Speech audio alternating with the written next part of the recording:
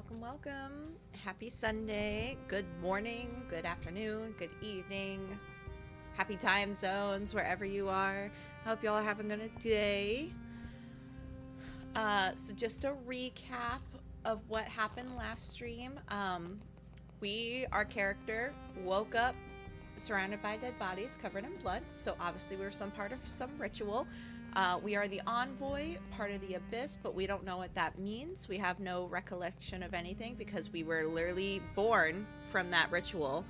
And we have Marinee and Sylus helping us out for their own purposes. We don't know why. They don't really know why either. All they're set to do is protect me. So you know what? I don't mind having big, strong, strapping women to protect me at all. Basically, we've met a few of the love interests, not every single one. We've just walked around the city, so a lot of like story building, setting building, stuff like that. So right now, I believe, if memory recalls correctly, we are back at the safe house, and we're waking up from the previous day. So let us continue. Footsteps wake you up. They turn into creaking as Sylus descends the stairs. You hear the door whine open, then close. Is Sylus still upset? You dress yourself and walk downstairs as well. The door to the privy is open and the two buckets are gone. The wooden tub in the middle of the room still looks out of place. Far too lavish for the rest of the place. The door swings open. Sylus has filled the buckets with water and she places them by the entrance before closing the door behind herself.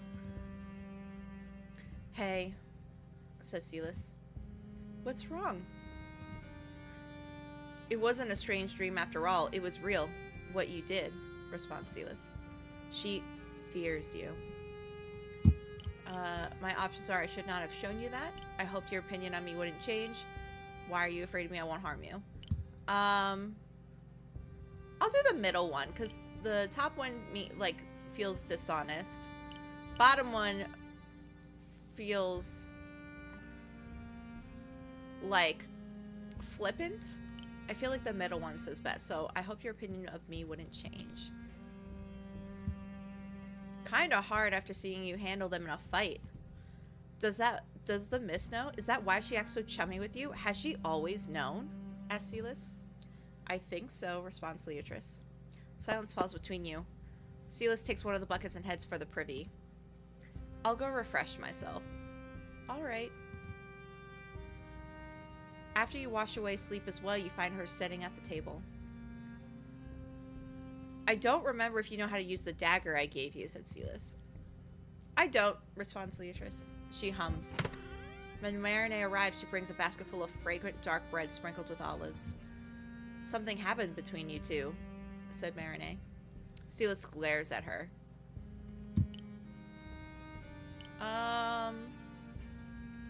We'll tell Marinee what happened. We met some ruffians on the way back from the Rose. Marinee places the basket on the table. Without a word, Sylus reaches for breakfast. And now, Sylus has seen firsthand what I can do. And what would that be? Asked Marinee. I hate when you do that. Asking questions when you know the answer, says Sylus. Your answer is clearly different from mine. Look at your face. You are terrified of her. Should you not be in awe instead? Don't tell me what to think, responds Sylus. I'm not doing that, says Marinee. Alright, my options are Sylus, I swear I don't understand what happened myself. There's nothing to be in awe of. You two are bickering again. I'm sorry. We'll apologize. You have nothing to apologize for, responds Marinee. Leatrice, you are beautiful and ethereal, the envoy of something unfathomable. Wait, says Sylus. Sylus puts the food down. She looks between Marinee and you with increased doubt.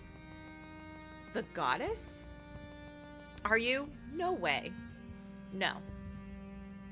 Is the triune goddess connected to the abyss? You doubt it. If anything, the two are opposing forces. But are you certain of it? No. Sylus jumped to the conclusion herself, and you can already see how her warmth towards you is back.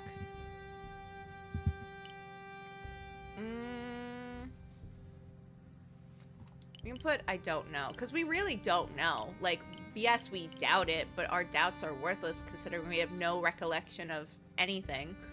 So, I'll say I don't know. Mm-hmm. You have the feeling your answer does not matter. Sylus has already made up her mind. What sort of story is she spinning in her head? One that favors you, you hope. How about you leave some breakfast for us as well? Asked Marinette. Sorry. The olives add a punch to the otherwise ordinary bread. When you are done eating, Marinette stands up and straightens her dress. That delightful shop we visited some days ago. The Hand of Piety? I'd like to visit it again. Are you going to buy something? May I come with you? Let's go. That's not better. I'm going to ask if I can go with. May I come with you? Asked Leatrice. Of course you can. Sylus answers for Marinette. Sylus leads you there. You begin to recognize squares and fountains, monuments, and other landmarks. As you approach the pawn shop, you notice a horse in black barding tied outside. That's bad news. We should wait until they're done, says Sylus. Until who is done? Asked Marinette. Do you see the horse? They're not allowed in the heart, unless they're used by hiring people of the guilds. The kind you don't want to cross. Speak for yourself, retorts Marinette.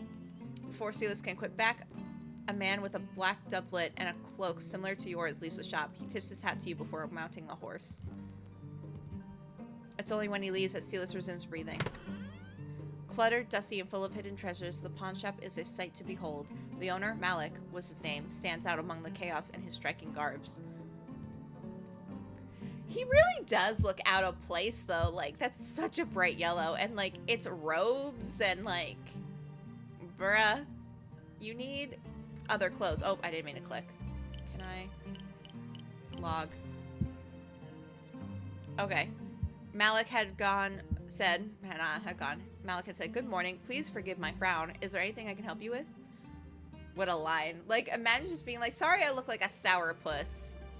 But let me give you stellar customer service. I mean, I get it though. Like, I warn people all the time, but I'm like, hey, warning, I have resting bitch face. No, I'm not angry. Or no, I'm not upset. If I am, I will tell you. Or I will just straight up leave. It's just my face. Don't be scared. Marinette responds, not at the moment, no. I will be looking around. His eyes fall on you, but he looks away before you can call it staring. So, what did he want? Asked Sylus. The frown comes back. The whip?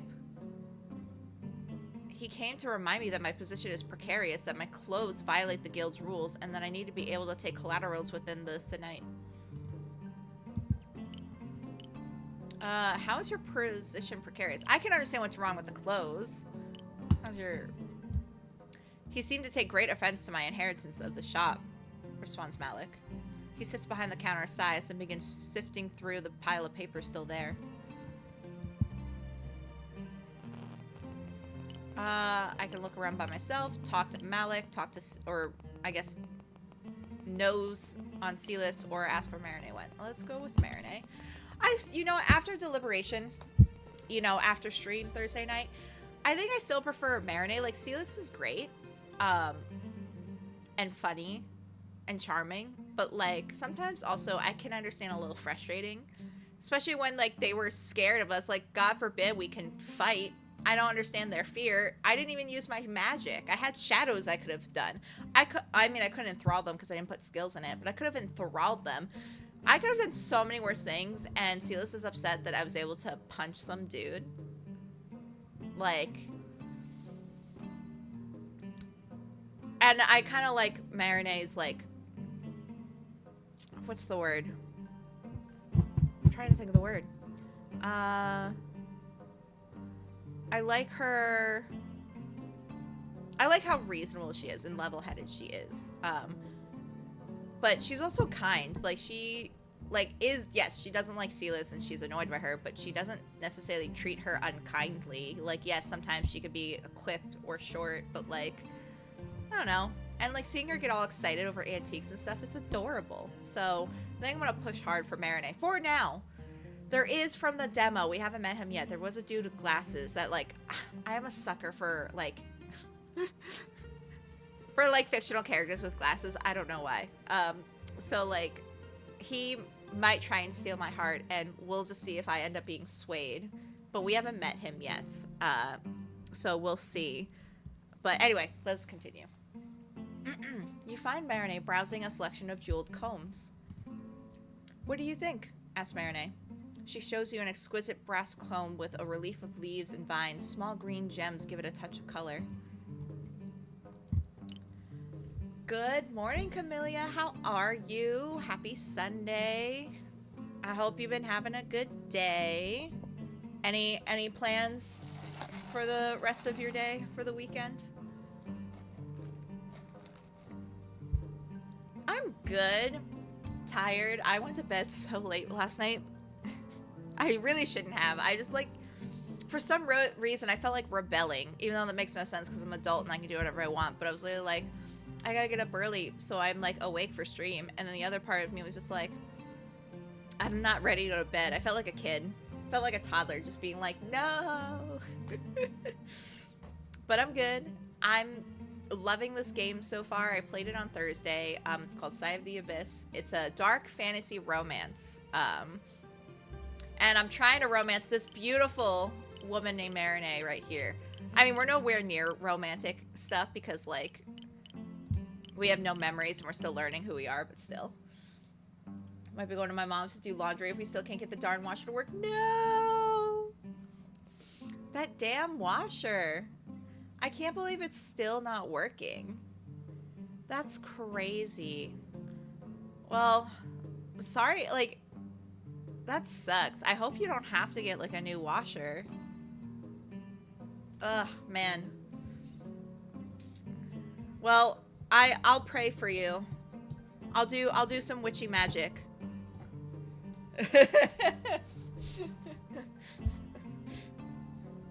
I'll pray for you in the most pagan way possible. Just so my viewers know I'm pagan when I say I'll pray for you. It's not the praying you're thinking of. We got incense and other shit involved. But, dang. Well, yeah. Best of luck to you. Otherwise, I hope you have a nice, relaxing day. Hope the cats are still enjoying the house. So my options are...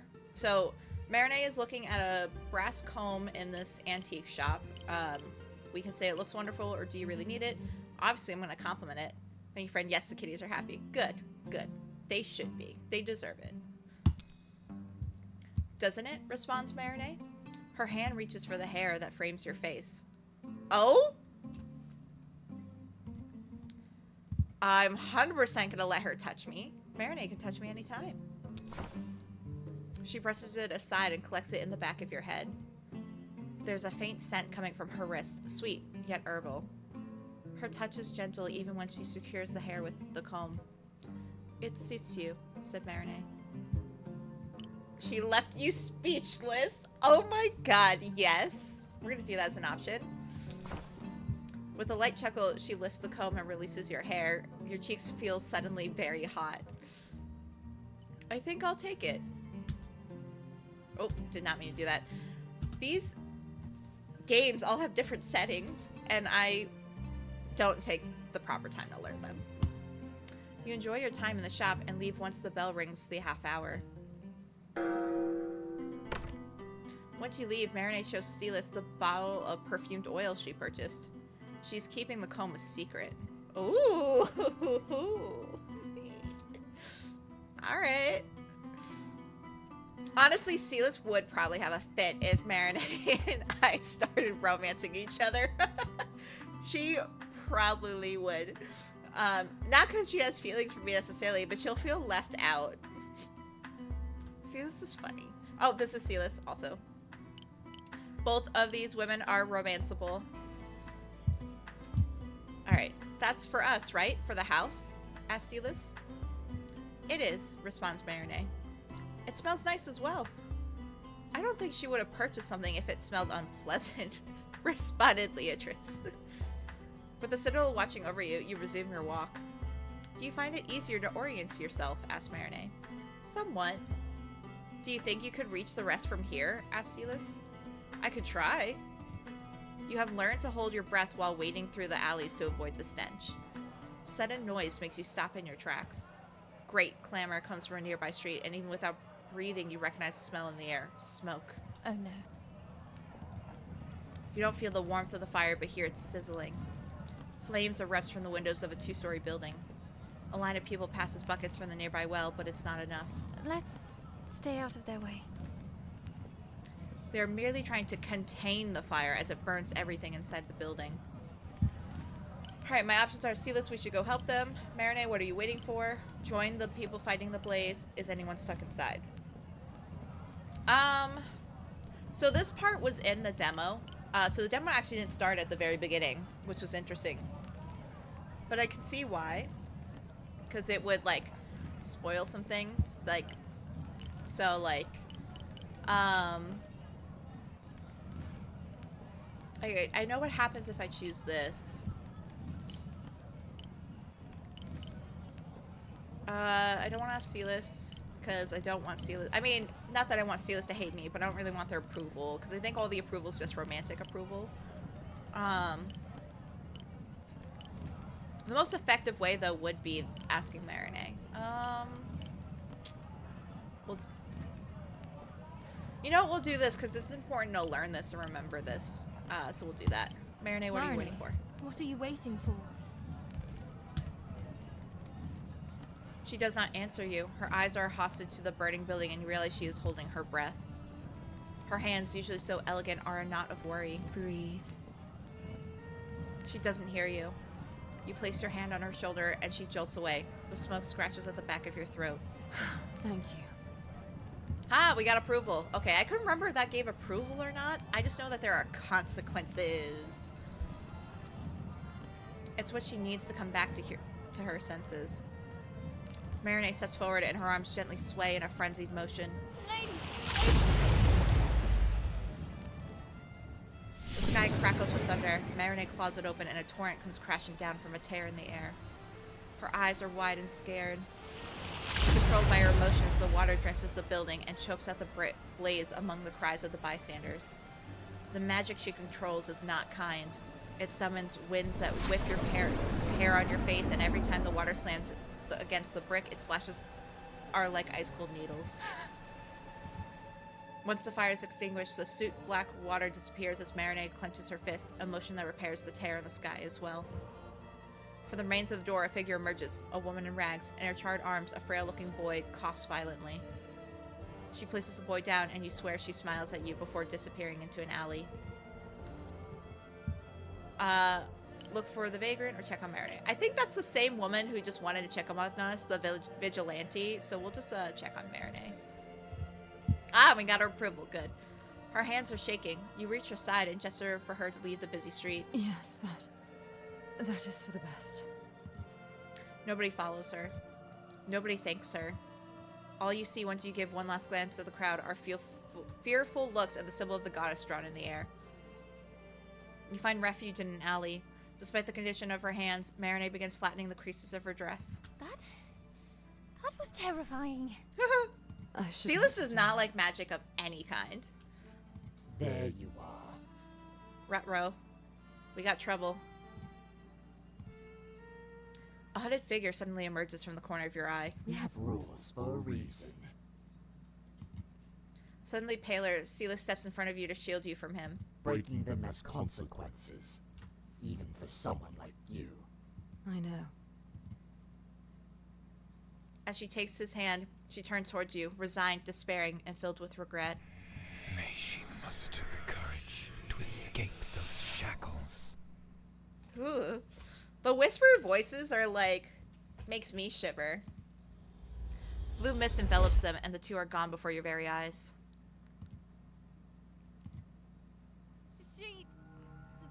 That was the warden. I just want to. Oh, my voice volume's all the way up. Okay.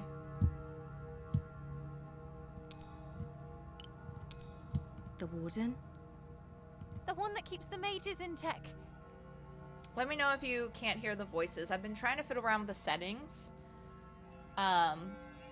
So if you can't hear the voices, let me know. I probably should have asked sooner before letting this whole scene narrate itself, but...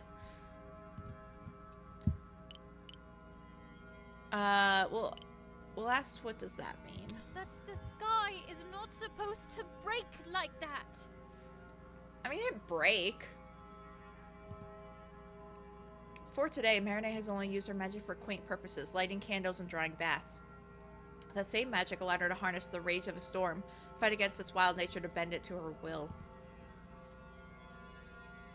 Volume's perfect? Okay, good. Thank you, Camellia. I appreciate it. She did follow the warden willingly. That means she'll be fine, right? Asked Sylus.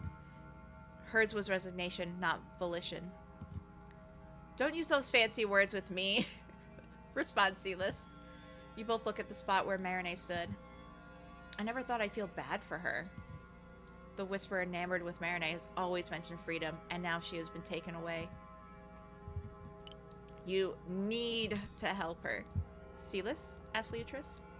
I don't like the face you're making. Alright, so our options are Marinette needs our help, Sylus. Can you guess what I want to do? We need to help her. Do you think we can help her in any way? We'll just do the first one. Marinette needs our help, Sylus. And we can't give it to her. The warden didn't take her to a normal... I don't know how to pronounce this. Gao? Gao? I'm gonna go with Gao. He took her to the halls.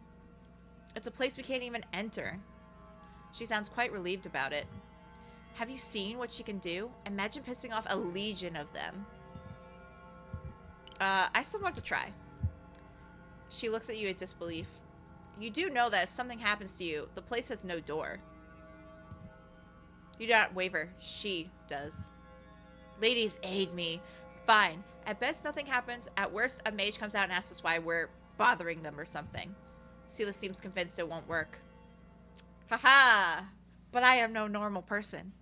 We got this. This art is so beautiful, I can't even. The marble walkway that leads to the halls is framed by gentle waves that glitter like jewels. In the distance, formed into being by magic, the waterfall plunges and spills over. Doesn't this place give you the chills? Asked Sylus. I find it quite beautiful. I'm not saying it isn't, it's just that it's wrong. It's too perfect. Where's the algae or the lime scale? Every inch is sparkling clean, and even the ivy that crawls along the walls does so in a perfectly straight line. Is that the reason most people avoid coming here? Asked Leatrice. That and the risk of running into a mage.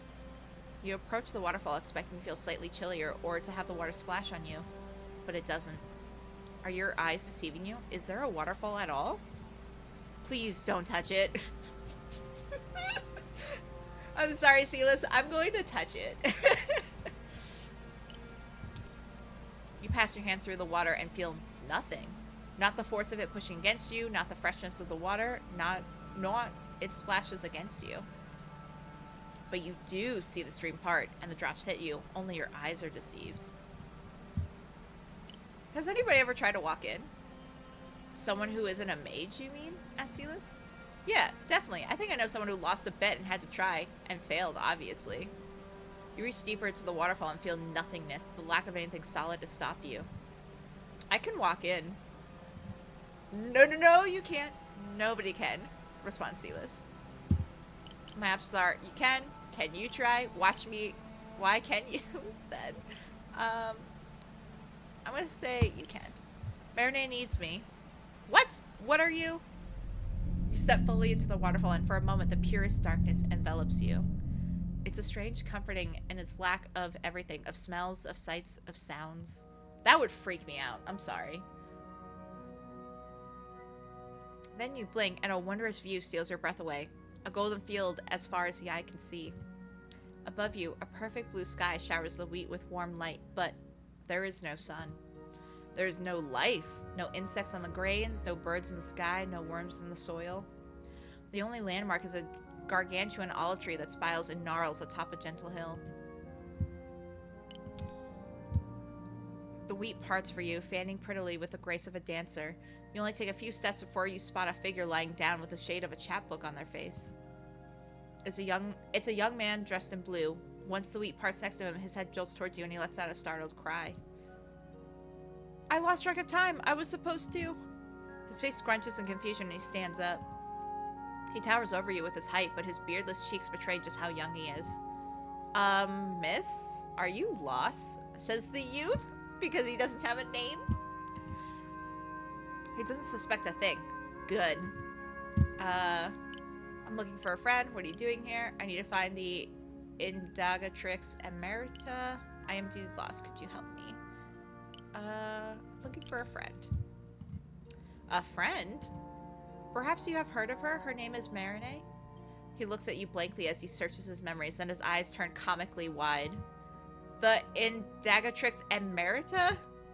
Indeed, I don't imagine you know where she resides, asked Leatrice. Paolo? Lectures resumed 15 minutes ago. This is our final romanceable character right here. Right here. And I very much liked him in the demo. So, honestly, I want to romance Marinee, and that's the plan. But, like, he may still steal my heart because, like, I was such a huge fan of him. Because he's the sassy, like, stuck-up glasses dude that I like, even though he's not wearing his glasses here. I don't know if they changed that or he's just going to put them on later. But, like, I was just like, yeah. He's like my favorite type in like an anime or manhwa. So behind you, a man clears the lenses of his spectacles before donning them. Ah, beautiful! There they are. I was like, need his glasses. Oh, I'm sorry. I was Save your excuses for the instructor. Just like that, young Paolo is dismissed. His eyebrows bow apologetically to you before he trots away. You blink and he's gone. The stern-looking man, however, isn't. Pretty strings fall from his ears and frame his finely shaped face. Not even the hue of his glasses can mask how piercing his eyes are. They could eviscerate you, yet remain distant. How did you manage to breach the wards? Unlike the young man, he knows you're an intruder. Act innocent, probe him for information, bargain with him, apologize profusely. I'm gonna act innocent. I did what?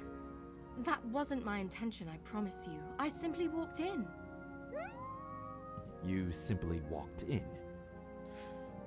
He's like, this bitch. That's right.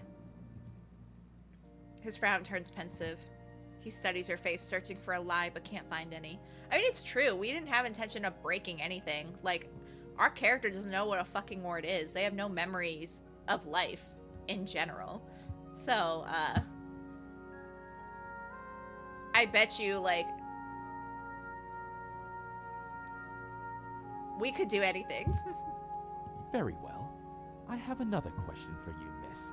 What brought you here? I'm looking for a friend. Not even he can mask his surprise. Do you happen to know where Indagatrix Emerita Marinee might be? Marinee mentioned a woman without memories to me. You must be her. How astute of you. Is she safe?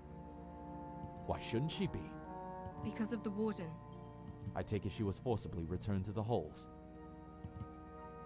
There it is, a gaze so sharp it eviscerates you. She'll need her privileges back to continue her studies of you. Someone who can breach the wards of the halls. A smile softens his eyes. Go. I'll make a case for her once she stands in front of the council. See, he seems mean, but look how kind he is. I like the inner softies, but like have the spiky shells. You're letting me go. I'd love to believe you. I'm not going anywhere without her. Thank you. We're gonna simply say thank you. We're not gonna be sassy or anything. Just simply take it for what it is. Thank you. The mage approves. Right, he still hasn't given us his name. He bows to you. Think of the outside and take a step back. That sounds too simple.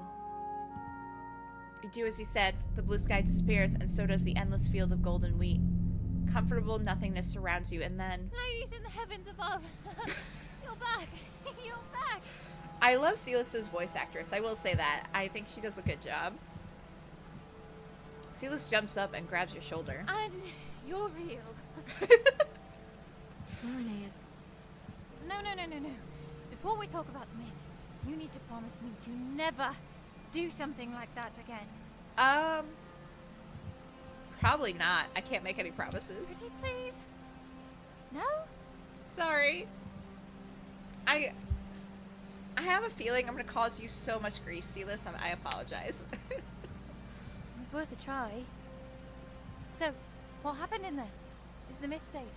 Think she is. You tell her about the field of endless gold, the young mage lost in his chapbook, and the dour man that cornered you. I'm surprised they didn't incinerate you on sight, said Sylus. The stern man somewhat reminded me of Marinay. Was he also dripping in gold and looked down at you? Sylus, I mean, he kind of looked down on us, but it was not dripping in gold. I don't know how much looking he could truly do with those spectacles. That seems so mean. I'm just gonna say it was the way he spoke. Indirect, calculating, smarmy. See, this is why I'm literally like, I love Marinay and Sylus, and I would love to romance them independently, but they should honestly just get together themselves. They're the perfect, like, frenemies to lovers. Or rivals to lovers. Like, come on. Those two would be so freaking cute if they just got over themselves. I wouldn't go that far, says Leatrice. You did not leave the halls with Marinay, but you at least know that she is safe, and your visit might have contributed to the lessening of her punishment. Can we, get out of here? Asked Sylus. Where to? How about the temple?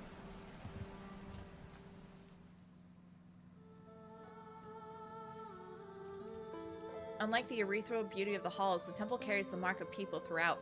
Years of incense smoke has blackened the stucco, and the marble columns have chips and cracks. The people gather underneath the yellow drapes, some newer and bright, some old and faded. The cooler inside is pierced by light that pours from the ceiling, merciless and highlighting the footprints and dirt on the marble tiles. Ah, if it isn't Leatrice, says the priest. The priest of yesterday stands up from his kneeler to approach you with a smile. Hey, brother, says Sylus. That's probably exactly not at all how Sylus would say it, but I don't know how else to read that. I am not respectful of the cloth, apparently. Good afternoon, says Leatrice. I don't imagine you are here to offer your services, asks the priest. You exchange a look with Sylus, who shrugs. It's up to you, and you find it hard to refuse coin. Wonderful. I'll come back in the evening then. Later! The priest leaves to inform the crier outside, and after several minutes, people begin to approach your table with various missives. I have never heard of this word. How does one pronounce it? Asks the merchant. Your second encounter with someone from Banu Javajar is with an elegantly dressed merchant. You gather from your interactions with her that the Javajian alphabet is completely different from the ones used in Karalis, and that makes deciphering bad handwriting even more of a challenge.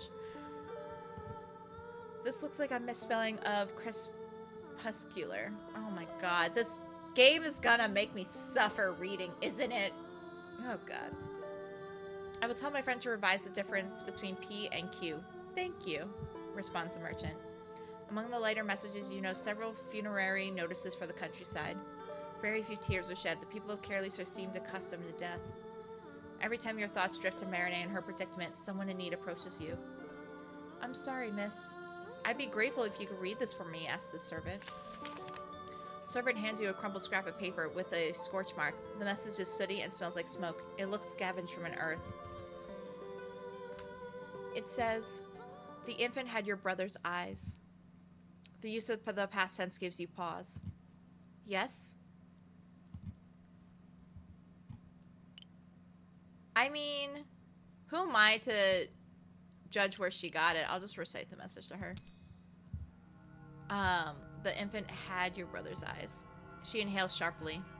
The Lady of Dusk took such a liking to them. A silent sob shakes her frame, choked out by her raspy breath, her eyes transfixed onto the scrap of paper filled with tears. Please sit down. She hunches over the table, still struggling to breathe. Her hands cradle her belly. She is drenched in dread so thick it steals air from her lungs. Breathe, please, says Leatrice. Leatrice? Asks the priest. Brother, she...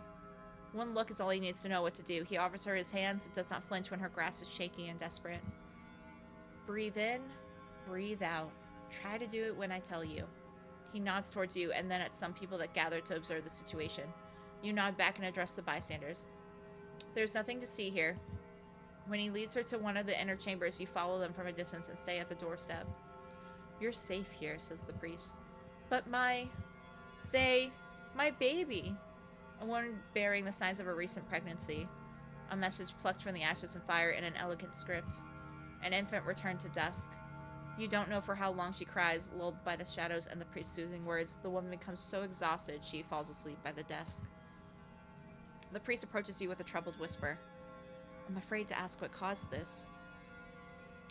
I gotta go, unfortunately. Have a great rest of your day. No worries, Camellia. Thank you so much for joining me. I hope you have a great rest of your day. I love you, and I will talk to you whenever. Have a good one. You show him the scrap of paper, and he examines against the light. It bears no heraldry, a shame. Not like we'd be able to do much. His brow furrows. He's a servant of light, and yet shadows encroach upon his heart like thorns, making it bleed with rage. May she deny the murderers the succor of the heavens. Wouldn't the city guard be able to do anything? Asked Leatrice. Resignation weighs heavy on his shoulders. This was the plot of a noble house, I fear. And judging from his quiet fury, they are untouchable. Would you mind keeping an eye on this poor soul? My brothers and sisters of the Prime are better equipped at dealing with this kind of matters than I'll ever be. I'll call for one of them. All right, brother. I never introduced myself, did I? You can call me Mattia. The woman drifts in and out of consciousness. She does not speak to you, but you stay close in case she needs anything. The priest and priestess of the Prime that come to assist her bear a stretcher, but she prefers to walk. What will happen to her? Asked Leatrice. They will give her shelter and calming herbs and help her heal. Heal, responds Brother Mattia. Can nothing be done against those her murdered child? I hope she will. He already kind of made it clear that nothing can be done. I'm not about to be a vigilante. We'll just say I hope she will. Brother Mattia's shoulders sag. I think you should call it a day. Hopefully if Dawn wills it, tomorrow you'll have a merrier messages to read. You can't stop thinking about what happened. You can't get the image of the mourning woman out of your head. Her despair resonated with you. Felt like your own. It felt like a scrap of the abyss tucked into her heart. Find Sylus waiting for you outside the temple. Do you feel a bit better? Asked Sylus. You can't say you do, no. Perhaps dinner will lift your spirits. Before we go to the Rose, can we stop by the seamstresses? Asked Leatrice.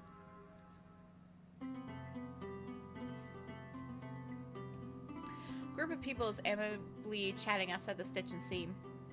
You can go in. We're waiting for our clothes to be pressed. Thank you. The head seamstress does not seem to be nearby, so you take the opportunity to look around. Anilia is in her usual spot on the floor, hunched over her sewing. The fabric she's working with is black. I thought the shop didn't do stuff for the guilds. Welcome back. Again, says the seamstress. She follows the line of your gaze. Ah, that's not for the guild. The poor girl lost her mother and didn't have a mourning veil. That's terrible, says Sylus.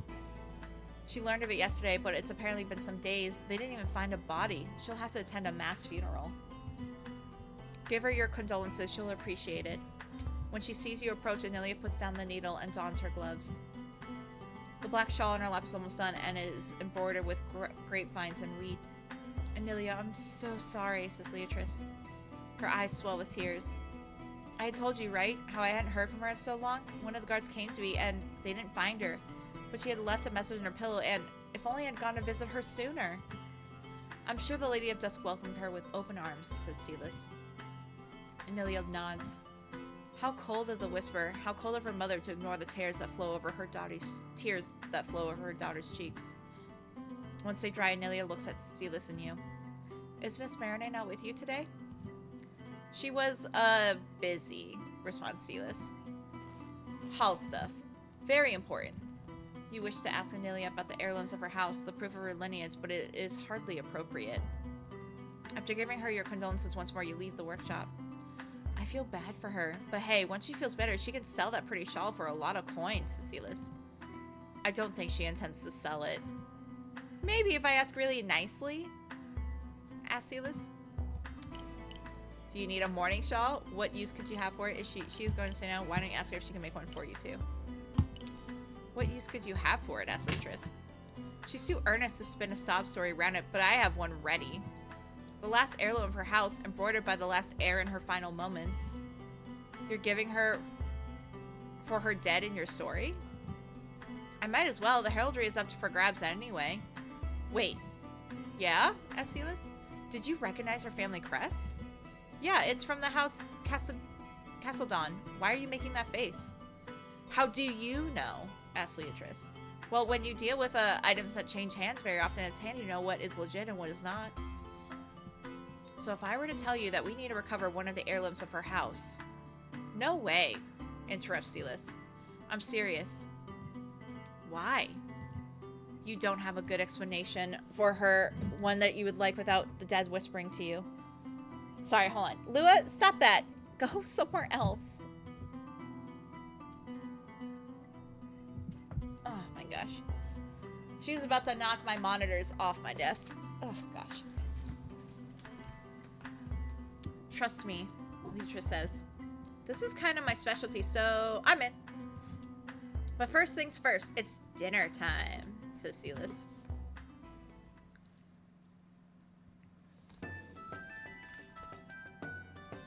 You have been to the Rose enough times that you know the way. Nice! You're getting used to the city. The inn is quieter than usual. Instead of playing, Alpheon is talking with 2 other minstrels. I haven't picked my salary up today. We'll have to go with something less fancy. You order. I'll join you in a while. You make your way to Alpheon, who winks at the 2 performers before turning towards you. And for those who may have missed last stream, he is also a romanceable character. Greetings, says Alpheon. Our options are hello, good evening, has you in such a good mood, smile at him. Oh, say hello. I haven't seen you in a while. How have you been? I've been doing great, responds Beatrice. That's a relief. I was worried about unbalancing your humors, but it seems it was the correct thing to do. Aside from you looking more alive, I don't feel any more changes. You haven't had much progress on that whole the dead speak to me, have you? I have, but what the voices wants goes against the wishes of the living. My, oh my, that doesn't sound pleasant, responds Alpheon. If there's anybody who can understand your struggles, it's Alpheon, who overcame them much the same. I'd be happy to lend you my ear. 2 heads are better than 1. How did you know that by helping Sylus, I'd awaken one of the voices? Asked Beatrice. I didn't. Mine was call it a gut feeling. If he says so. You tell him about Anilia, about the relief she felt upon losing her title, and how her mother is telling you to disregard her wishes to make her a noble again. That sounds terribly complicated, responds Alpheon. I was hoping you would have some advice for me. Well, I don't. Bro, please. So much for 2 heads being better than 1. The voices that were guiding me never really asked me to do anything worth questioning. Were the tasks he was assigned too easy, or are his morals loose? That's hilarious. My morals are ironclad, said Alpheon. How'd you know what I was thinking?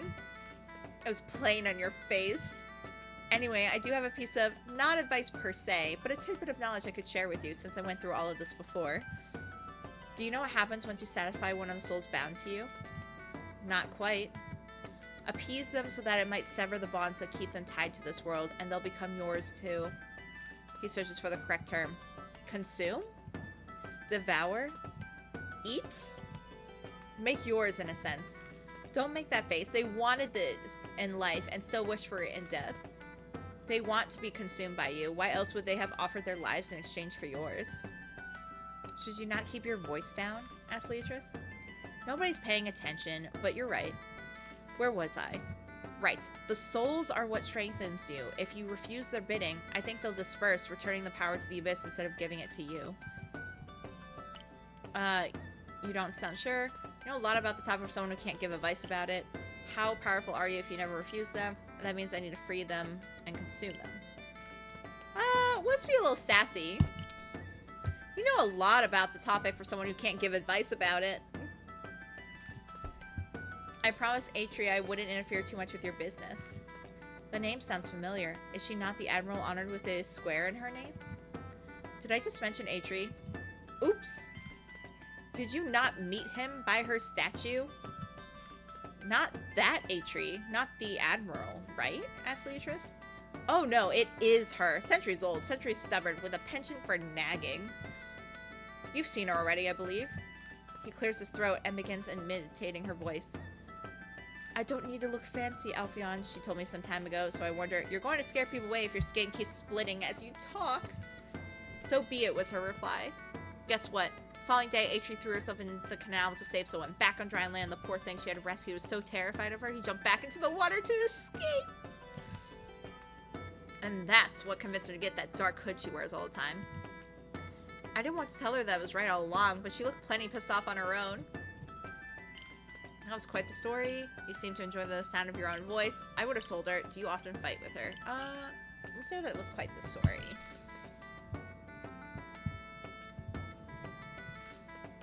Alright, we have ads coming up, so I'm gonna BRB. Please use time to stretch, take a snack break, get some water, and I will be back in a couple minutes. Let me miss you. Bye.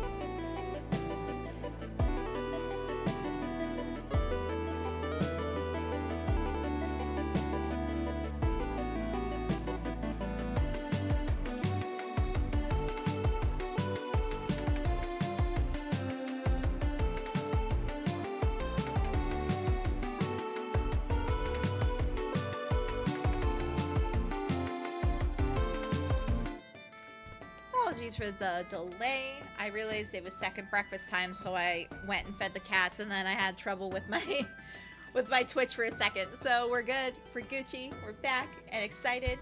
So let us continue with Alpheon being evasive. What sort of minstrel would I be if I wasn't able to tell one? Your friend is looking for you, by the way. He waves at Sylus. Leatrice, do you know him?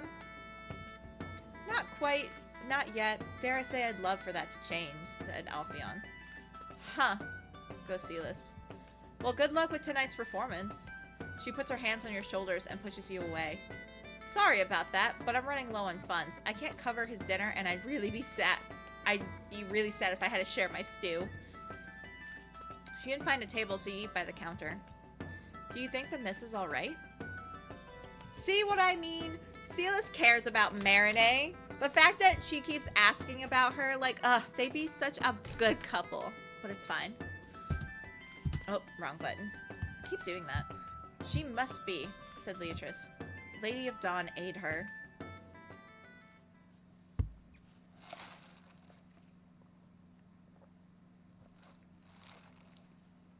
When you make your way to the safe house, every small sound makes you alert. The band of ruffians of last time is nowhere to be found. Maybe the miss will send you a letter, said Sylus.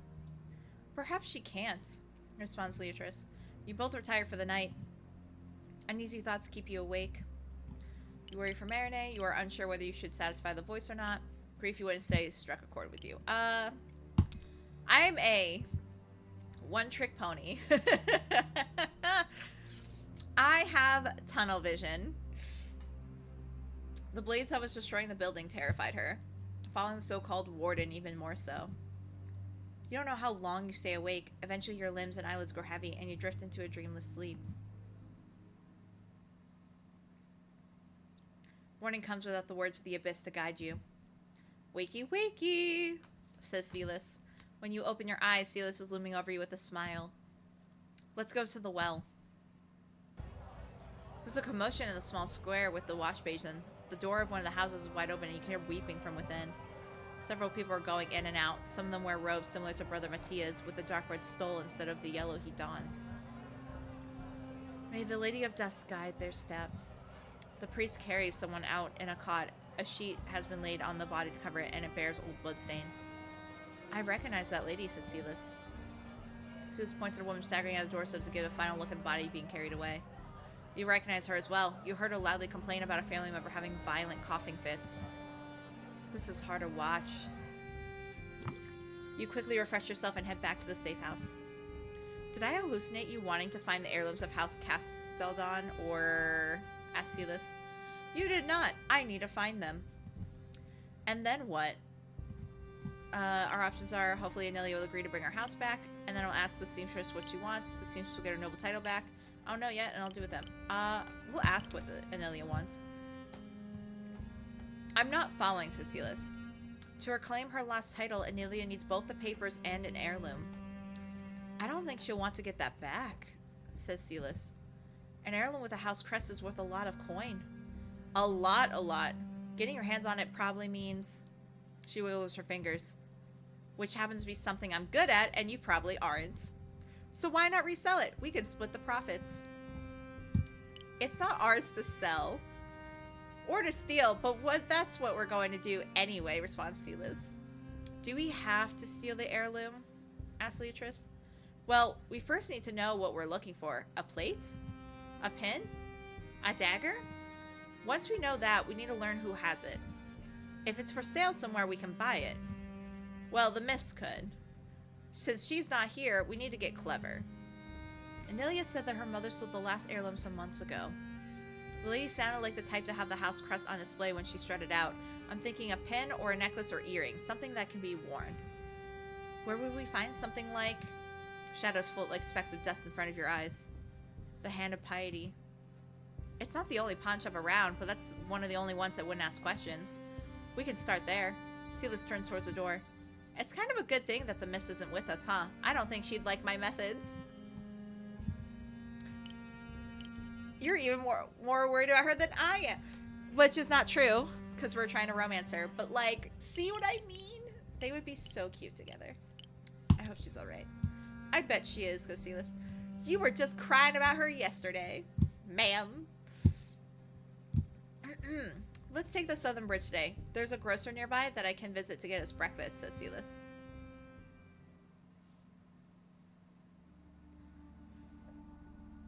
The alleys of the heart are a far cry from its sun-drenched streets. Sylus doesn't mind the stench and guides you through a string of them to reach your destination much faster. Until you spot a figure that clad in rags leaning against the wall. Hey, it's the crazy grandma, says Sylus. It's Atri, the centuries-old admiral, an envoy like Alphion and you. What is she doing, you wonder, dressed like a vagrant and covered in boils and scars? We're gonna approach her. Atri? You speak softly to shield Sylus from the truth. So that blabbermouth managed to keep a secret for a grand total of 3 days. It might be a new record for him. She approaches you. Now that you know, allow me. She bites her thumb and fresh blood spills out. What the? It looks like she wants to touch your forehead with her bloodied finger. That sounds absolutely disgusting. Absolutely disgusting. But, we're gonna let her. Atri approves. Despite her rough skin, her touch is gentle. She smears some of her blood on your forehead, and for a moment your vision clouds drowned by shadows. When you touch your forehead, you don't feel any blood. Huh, goes Sylus. I'll see you around, says Atri. What did she do to you? What just happened? Asks Sylus. I have no idea, responds Leatrice. You did not even ask Atri about the voices. Perhaps you should meet her alone. How come that you show up and I go from seeing the grandma once a year to seeing her twice in the same night? You shrug in response. Oh well. The hand of piety isn't far, and you begin to recognize the streets and their quirks. The plants that flank a doorstep, the wobbly blinds that hang on rusted hinges, chipped paint that reminds you of a wing. Sylus scratches her nose when you enter the pawn shop. I always feel the need to sneeze when I enter. Good morning, says Malik. Ooh, he's got a new outfit. Actually, it's, I think, just the yellow robe on top is gone. But he looks immensely better. That yellow was not for his skin tone. Oh, looking sharp, goes Sylus. Now he's not wearing that robe anymore. You can see more of the design in his forearm, half swallowed by the rolled-off sleeve of his shirt. Thank you. It should be enough to have the guild whip stop breathing down my neck, even if the doublet is not ready. Do you need anything? We do, responds Leatrice. He's happy to put the rag in his hands away. The last heirloom of House Castledon recently left the hands of the matron lady. Any chance it was sold here? How recently are we talking about? Asked Malik. Months. Unspecified amount, says Sylus. Malik throws a glance at the counter, still drowned in documents. I did need a reason to go through that pile. You do that. I'll look around for something with the family crest, says Sylus. Let's look through the documents with Malik, because I just want to learn more about him. Do you need help? I don't believe it'd be appropriate for you to go through the documents. His eyes lock with yours. But who am I to deny you? That was easy. Brother's in love with me at first sight. It's decided then. Malik takes a loose page from the pile and shows it to you. The handwriting is shaky and dots of ink mark the edges. He puts that aside to take one from the bottom of the pile. The same handwriting is much clearer. The papers explain themselves, really. If you'll excuse me for a moment. His voice is strained. He raises the drape by the counter and disappears into the concealed hallway. Dude! You left me to do your work! We're going to start our search. The most recent records are almost unintelligible. You managed to decipher some of the words, but there is no mention of the House of Castledon or the family crest of wheat and vines. The older documents are more legible and paint a grim picture. Desperate people trading valuables for a fraction of their value, and interest rates that become steeper the more precious the item is. Malik comes back with eyes red from weeping. Oh! You already started, says Malik. I'm gonna ask if he's alright. No, may sluck scorch my heart to melt away the bitter grief, says Malik. He sits behind the counter and begins reading. After a while, Sylus approaches you with a yawn. Tell me you have found something. Guess not. These records only go so far, said Malik. You have an older one. Search those, responds Sylus. I suppose I could close early and do that. Why close early? Asked Leatrice. They're kept in the attic, and I'd rather not move them too much. You're being real helpful for a guy who we only saw 2 times. Why? Sylus asked suspiciously. You're the first friendly faces I've seen since my return. The guild whip doesn't count. Huh. I'll offer to help look. Much appreciated. You can come back after I close. I'll see you soon then, responds Leatrice. Want to see if you manage to go from here to the temple by yourself? Asked Sylus. It shouldn't be too hard, responds Leatrice. You look at the citadel perched atop the city. It sees all, watches all, yet those inside it do not. You pass the house that was burned down in yesterday's blaze. The smell of smoke still lingers. If only the mist could see you now, getting used to real life. What do you mean? Asked Leatrice. She was all about fate this, fate that, but fate doesn't feed you. The mundane has encroached upon most of your day, but that hasn't stripped you of your powers or your purpose. Bring forth the darkest hour, destroy the false sun, said the abyss. My time is yet to come. Don't go speaking like the mist now, says Sylus. Once you reach the temple, Sylus wishes you farewell. Well, I'll see you in the evening. See you later. The day is quiet, the messages and letters mundane, all save for one. Hey, you write as well? Asked the sailor. I do. You take a sheet of rough paper from under the counter. I need to write this. The dream is the same every night. You wet the quill in the ink and begin transcribing his words. It has 4 eyes, wings, and a crown made of teeth. It's slimy like algae. Yet its talons are sharp like an eagle's. The description of his dream doesn't make much sense, but you don't comment on that. It speaks, but I can't hear it. When I wake up, my eyes are filled with tears, and the sight of the sea makes me weep with longing. He scratches his arm. That's it. Don't write the rest. I'm not gonna say anything. The address is to... Bloody hells, I can't believe I'm doing this. To the Lady of Dreams. What a name. What is it that you're doing exactly? You're stealing paper for someone who might actually need it. Don't say anything. I'm just gonna ask what they're doing.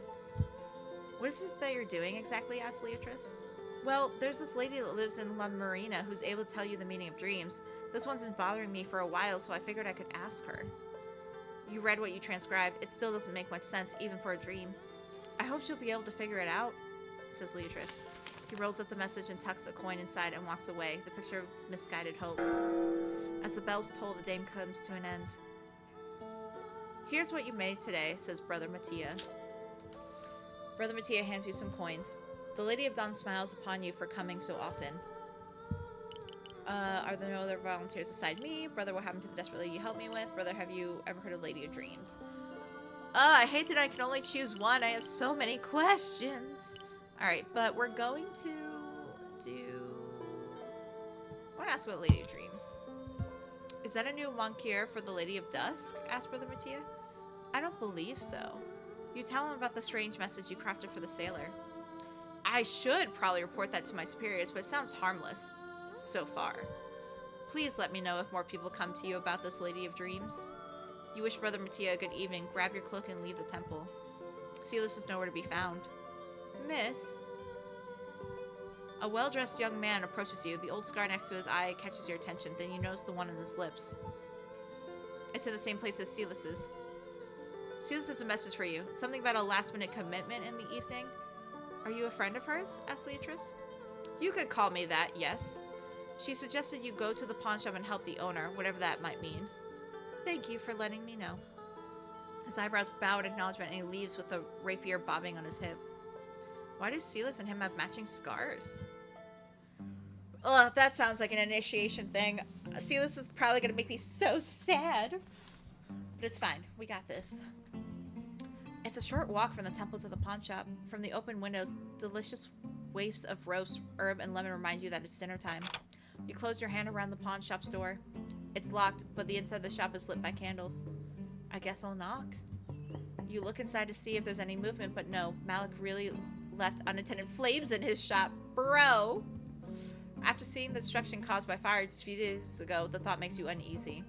You knock again. After a couple seconds, you spot some movement inside, and the door opens with a metallic clack. Hello again. Did you come for the archives? Asked Malik. My options are, yes, I did. How long have you been away from the shop? You left the candles lit. Why else? Nod. We'll just say yes. Well, come in. He carries with him a hearty smell you can't quite identify. I did not expect you to come at this time. Were you cooking? Asked Leatrice. The nearby tavern was too crowded for my taste, so I thought, why not try to replicate their hunter's stew?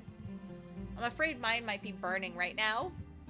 I can lock the door and snuff out the candles for you. You just invited yourself to dinner, but he doesn't seem to mind. I appreciate it. He disappears behind the drape, and you follow him after taking care of the door and fires. The hearty scent is much more intense in the dimly lit hallway. Once you round the corner, you find yourself in a waiting room, sliced by the shadow of a chandelier. Its warm light bounces across the golden frames on the wall and mercilessly spotlights every bit of dust on the polished wood. Let's look at the paintings. Several family portraits hang on the wall. An austere-looking woman and a smiling man stand next to each other in a painting closest to you. Their arms are draped over an empty chair. Looking around, you find a family portrait with Malik in it. He looks much younger, in his teens. His cheeks are hairless, but the scar is already there. He looks miserable. Rip. That sucks. The scar splits his face in most of the portraits. You see his age regress as he shrinks, and his cheeks turn chubbier until you spot a painting in which the scar is absent. The date suggests that this was taken 25 years in the past. He looks very young in the painting. How old could he be? Oh no, says Malik. Malik peeks at you from the kitchen. I knew I should have covered them. He grins, but his cheeks look darker. Luckily, the stew did not burn, and it's almost ready. You don't mind waiting until dinner is done before sifting through the archives, I hope. You might not need to eat, but he does. I can wait. I should have enough for two. The kitchen is a cramped space, half concealed by yet another drape. The pot simmering on the earth diffuses a lovely aroma into the air. I did not expect your living quarters to be so ostentatious, close to the shop. My parents spent a small fortune to make sure the maid would always have something to dust off. If anything could use some dusting, it's the shop. I'm aware. My progress has been slow ever since I almost made a cabinet topple. He takes a large spoon and checks the consistency of the stew. It's ready.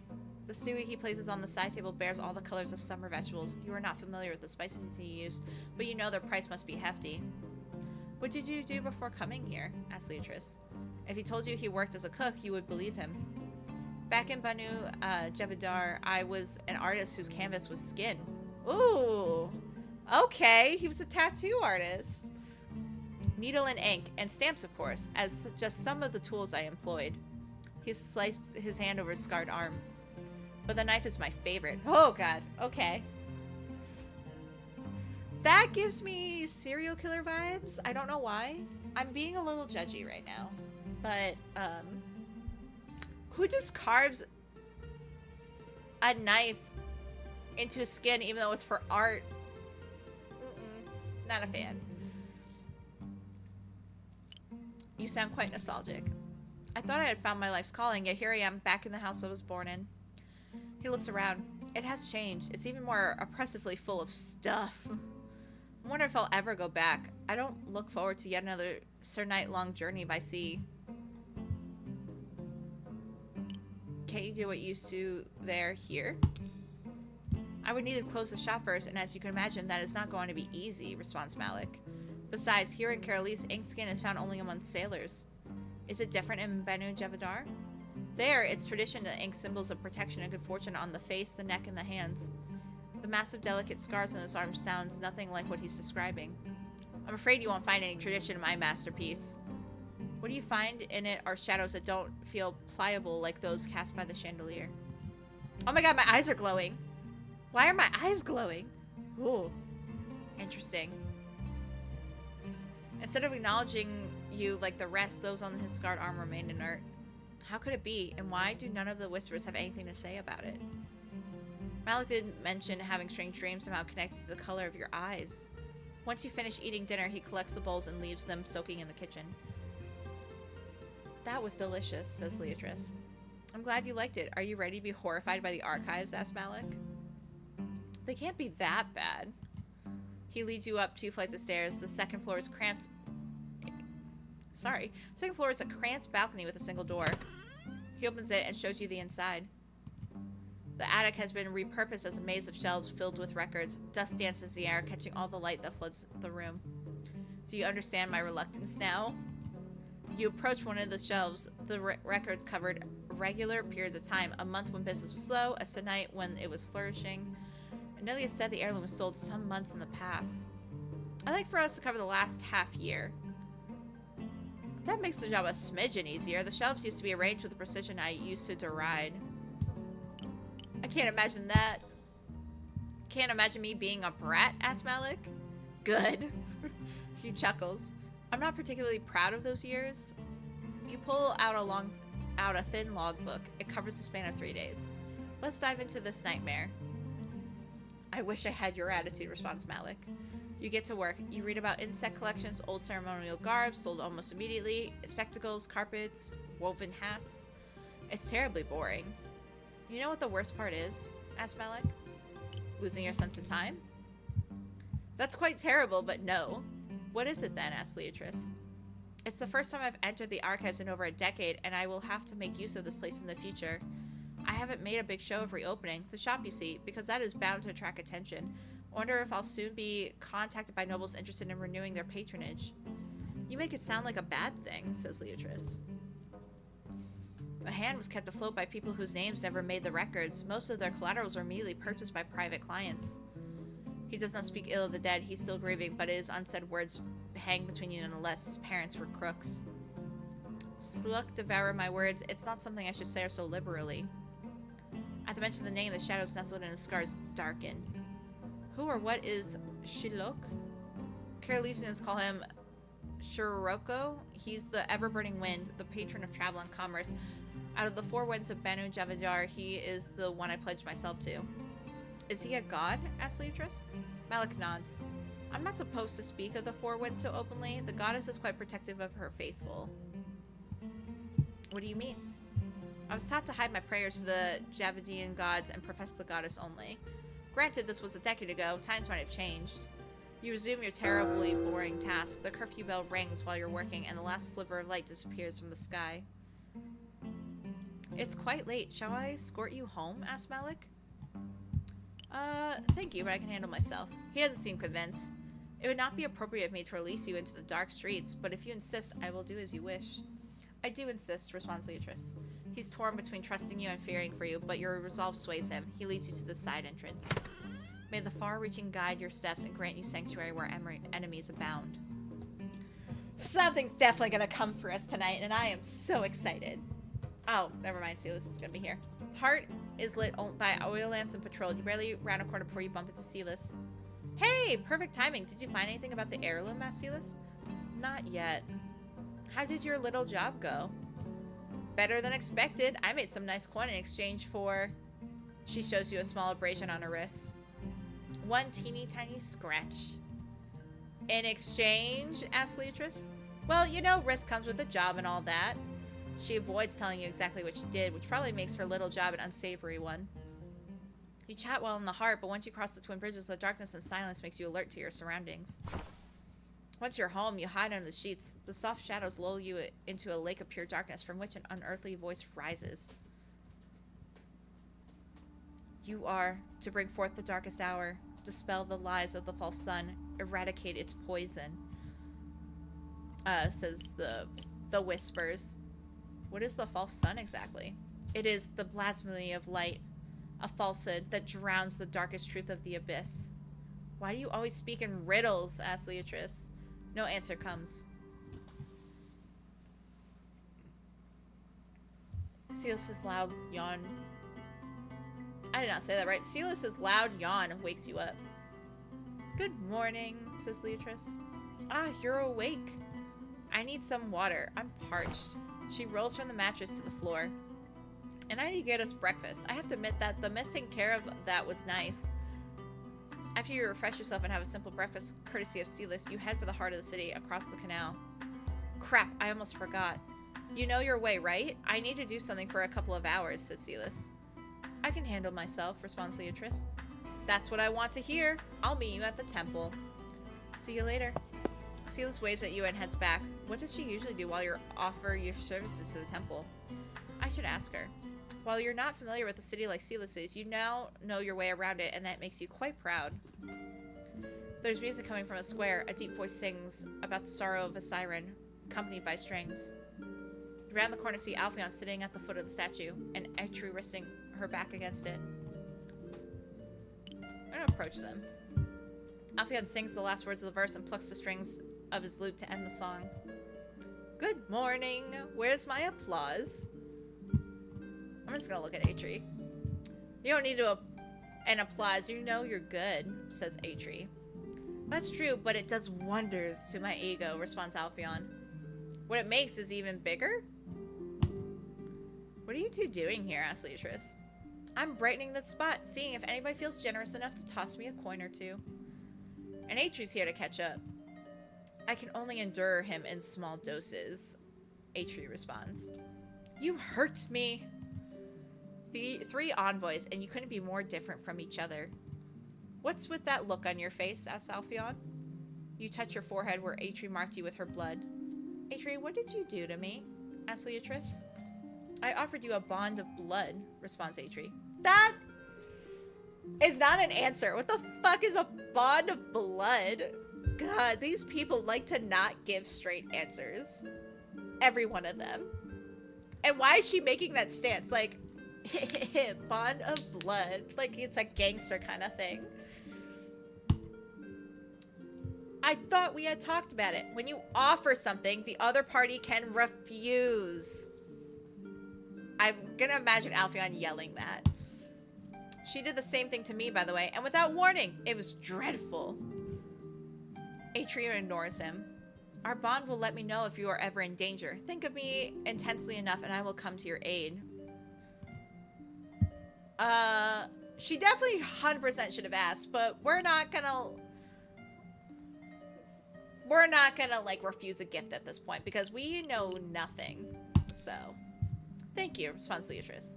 She bends an arm in front of her body and the other behind her back. Her military salute is curt yet precise. By the way, it's the first time I've seen you by your lonesome, says Alpheon. Sylus had something coming up, and Marinette, she was taken to the halls. Taken? By force? asks Alpheon. By the warden, responds Leatrice. They exist? I always thought that was a fable to keep mages away from people. Marinette understood what you were in a way unmatched by Sylus. Would Alpheon and Eitri understand even more? Hi, Lana. How are you? Yeah, visual novel Sunday. We're continuing Sigh of the Abyss. I'm doing good. I mean, it's morning for me. It's 9, almost 9:30. So like, I haven't had much. My day has literally just been streaming. But it's been good. It's been good. To catch you up, not much has happened. We're one of the voices that our character hears is it really wants that seamstress Anilia to become a noble again. So we have enlisted the help of Malik, the Hands of Piety, that antique store owner, that pawn shop, to help us. And Marinette got in trouble for using magic when she was not supposed to. My poor future wife. So she was forcibly taken back to the halls, and we don't know what's going on. We try to help her. We haven't heard about her. And everyone misses her, even Sylus. So Marinette is missing for an unknown amount of time. We have since found out that this person is Autry, the general from centuries ago that has the statue in the square. They are also an envoy, and they did a blood bonding ritual without our consent on us, so that way whenever we're in danger, Autry will know and she will come to our rescue. So a lot has happened, but also nothing at all has happened. It's really fucking funny. But yeah, it's been a good stream so far. How are you doing? How have you been? How's the weekend been treating you? Have you been doing anything fun, interesting? Catch me up. If you wish. You could also keep private and just lurk. But I enjoy speaking with you, so like to know you're doing well. They went through the same ordeals you are experiencing. Can I ask you something? Asked Leatrice. Of course, responds Autry. I was talking to my partner. I dragged her into the stream while she cooks LMAO. That's sweet of you. What is she cooking? Food sounds great, actually. Even though I actually did have breakfast. I try and treat myself breakfast before stream because otherwise I will not eat until like lunch. But I appreciate you, Lana. I hope you enjoy the delicious food. Alright, so our questions are, what does it mean to be an envoy? What does the Abyss want from you? Autry, what happens if I die? One of the voices that guide me. I want to know more about this envoy stuff. Like, all three of us are envoys. Like, why is there more than one envoy? Are we all born from ritual sacrifice? Like, so many questions. Autry responds, it means that we sense it. Utter despair, elation, and joy, pain and love. That does not answer shit! When you threw yourself into the fire... Autry interrupts. I could sense the fear of that boy, too sickly to stand. As his lungs filled with smoke and despair, his cries resonated with the abyss. With me.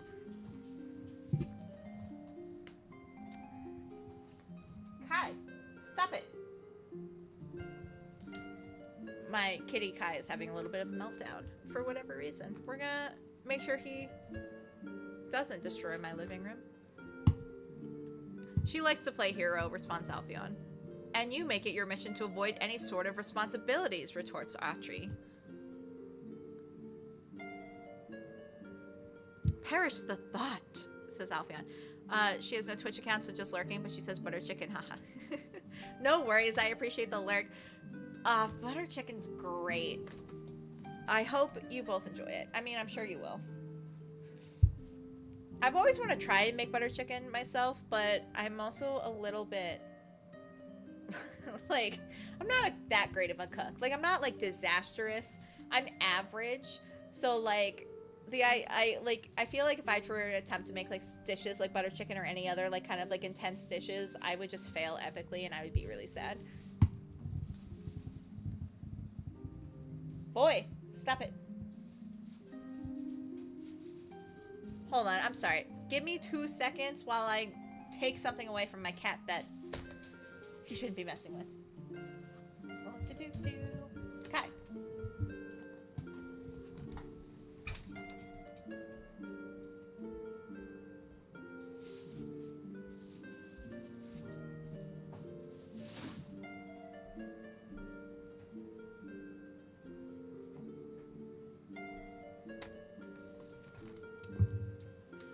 Thank you.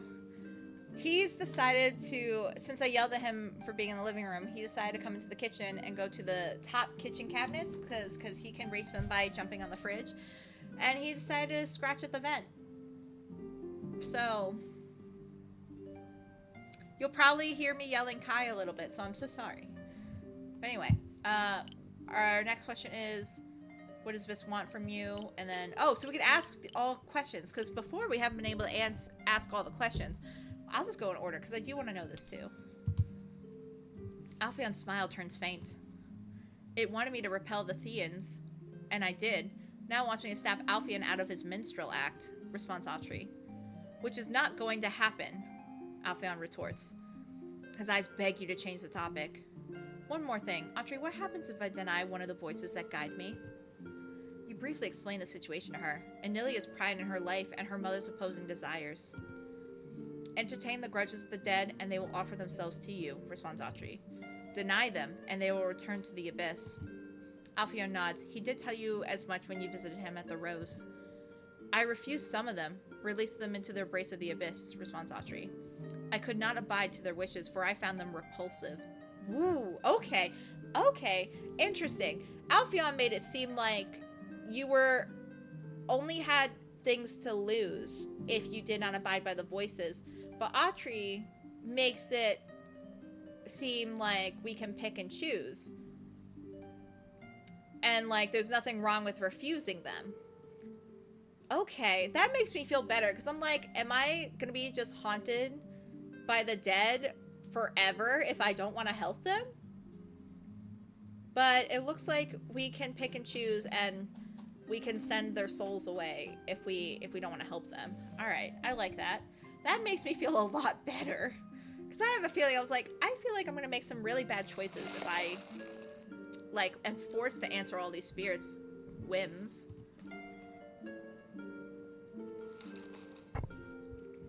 Whatever you do, make sure you do not regret it, says Alphion. Autry and Alphion do not talk in the riddles of the abyss, and aren't nearly as cryptic as the whispers that are supposed to guide you. You decide to talk with them a bit more before parting ways. You arrive at the pawn shop after a long day at the temple, and are pleased to see no unattended fires inside. There's little point in knocking, so you walk around the building to the side entrance. Traversing a cramped side alley lets you into the shared garden. Malik is right there, crouched in front of a small patch of dirt, partially obscured by fronds of fennel. Alright, my options are, good evening, I didn't take you for the gardening type, what are you doing? Clear your throat. I'm gonna say I didn't take you for the gardening type, because he really does not seem like a gardening type. Oh, and we found out that Malik was a tattoo artist in another country. He emigrated to another country and became a tattoo artist, so that was fascinating. Startled, he looks above his shoulder. Oh, it's you. Good evening, says Malik. Malik moves aside to reveal small violets spurting from a small gap by the wall. I don't have the fortitude to handle manure, so I need to settle for small flowers. A crude fence path divides the dirt into neat areas where different vegetables are growing. Red flag? What do you mean? I mean, Malik was born here. Like, this is his parents' like pawn shop, and then he emigrated to... I'm definitely mispronouncing the country name. The Javadar. And he became a tattoo artist there. Like, that tattoo on his arm is his own work. And then he moved back here after his parents passed away to take care of their shop. He was debating, like, going back to his field or not. I'm curious why you think that's a red flag, Lana. I mean, I don't care either way. I just personally wouldn't think that, so I'm curious to see what your reasoning is. It usually means trashy older boyfriends in high school. You know what? Fair enough. Fair enough. I say no more.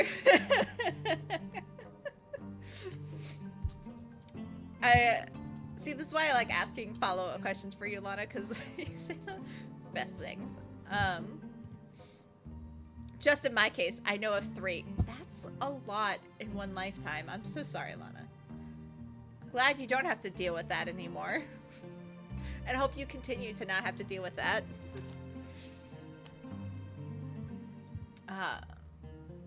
Not my boyfriend's alone. Oh, okay. I wasn't sure. Wasn't sure.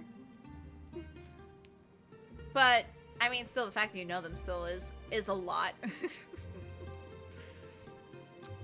Malik's violets are the only flowers you see. Should I be flattered or concerned? Asked Leatrice. Disappointed, probably. I spoiled a gift that was meant for you. A pale imitation of your bewitching eyes. Blech. I shouldn't say that. Malik isn't creepy or weird or anything. He definitely has taken a liking to our character, but, like, I know instant lust is a thing. I fully am aware it's a thing. Like, that's a normal thing to feel. But as an asexual, to me, it just weirds me out. Because I'm like, what do you mean you find me attractive right off the bat? Like, it's weird. And I try not to judge that. But, like, so he's just... So he's, like... To me, he's not a bad character as of yet. I mean, we don't know that much about him. But, like... I hate when he's, like, all a little flirty. He's done the little staring thing to show he's interested. He's called us bewitching a couple times. I'm literally like, bro, stop. It's too soon. But that's just a me personal experience as an ace person thing. I mean, for other ace people, it's probably different. But for me, I'm just like, too soon, too quick. I'm not ready for this level of charm. They would tattoo doodles on each other, thus red flags, haha. Fair. Fair. I get that.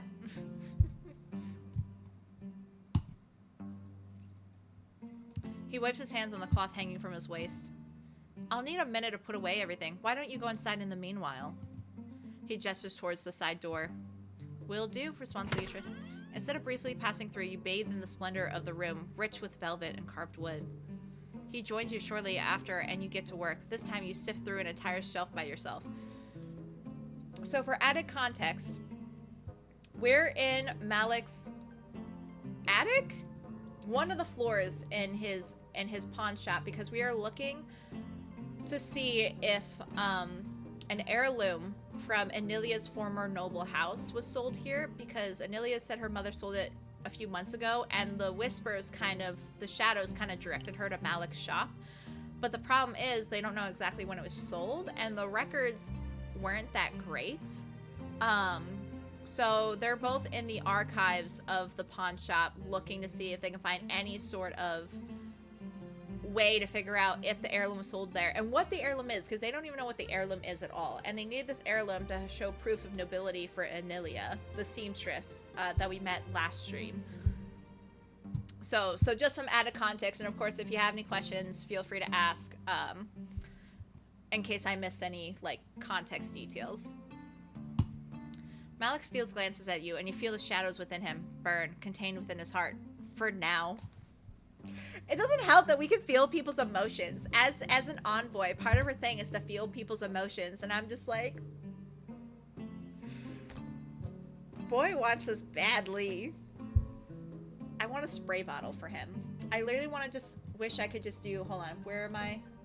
I just want to do this to him. At, like, just send him these emojis. I just want to spray bottle him. Like, don't look at me.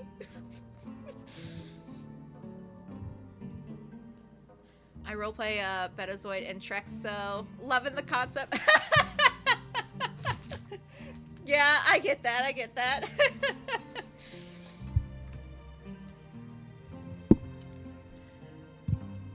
None so far, responds Leatrice. You stop before the attic is plunged into darkness. Once again, Sylus is waiting for you outside the shop. That took forever. How long have you been waiting here? Asks Leatrice. Knock next time. You can wait inside, responds Malik. Huh. If you insist. The following morning, someone slides a scented envelope under your front door. Oh? What the? Sylus picks it up and smells it.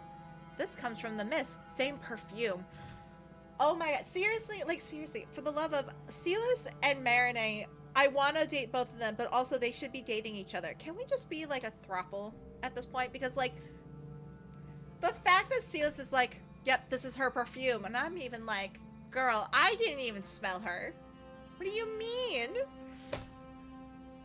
Sylus is also worried so much about Marinette, like, but didn't want to, like, admit it.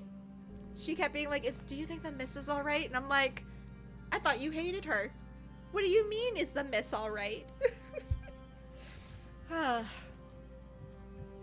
These people.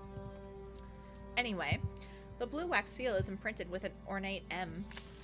It says, my dear friend, and Sylus too. Damn. Marinette's script is elegant and flowery. Your visit did not go unnoticed and considerably aided me. For that, I must thank you. What does that mean? Asked Sylus. My actions set a precedent that could have disastrous consequences for Caroline. The freedom that I had begun to take for granted has been stripped away from me. Thanks to you, I will earn it back.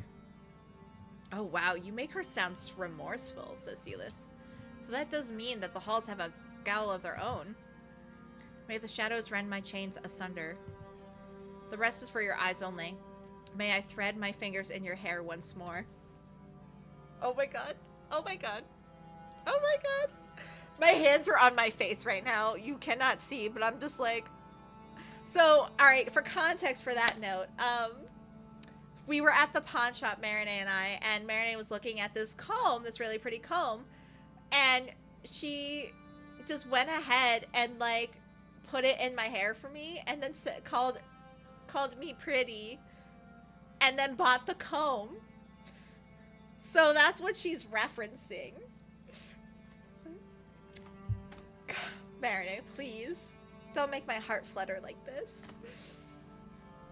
But anyway, yes, that was the context. That happened earlier in stream, so if you want to go back and watch the VOD later to see the scene, it was adorable. I don't suppose you can tell her tone from her handwriting or something, asked Sylus. You cock an eyebrow. No? Huh. Forget I said anything. Our options are she is fine, truly. It reads to me as if she's trying to reassure us. I mean, sounds like she's fine, but I'm not there. I'm not going to say she is. So we're going to say she's trying to reassure us. Yeah, she doesn't strike me as someone who'd admit she's in trouble. I mean, also not wrong. Mary would never admit that. I do miss her breakfast. Speaking of which, I'll be right back. She returns after a handful of minutes with some black bread and almonds. Sylus? Asked Leatrice. Yes? What is it that you do when I'm gone? I've been trying to get a cat, responds Sylus. A cat. Ah, yes, I think you mentioned it. I don't know how long we'll be staying here, but I'm getting ready for the fall season. I hate mice. I don't imagine you can grab a cat and bring it home like that, responds Leatrice. She shows you a scratch on her wrist. I tried, and some sailors laughed at me. The cat needs to choose you, they said, so I've been roaming around the harbor trying to get to know the felines. I'm sorry. This is the funniest shit ever. It's also something I would 1000% do. Like, but also the funny thing is, like, cats kind of gravitate towards me. I have to actually be careful when I meet some stray cats because they tend to follow me. I've been followed home by cats before. So the fact that Sylus can't get a cat to want to like them is so funny. Also, I can understand that. Sylus, you're looking for, like, an employee. You need to find your best friend. You need to find your child, and then they will choose you. Cats don't work for anyone. They help out family, but they do not work for anyone. You work for them. They boss around humans. We're all thinking that she's up to, like, stealing something. She's doing, like, some gang shit, and instead she's trying to look for cats.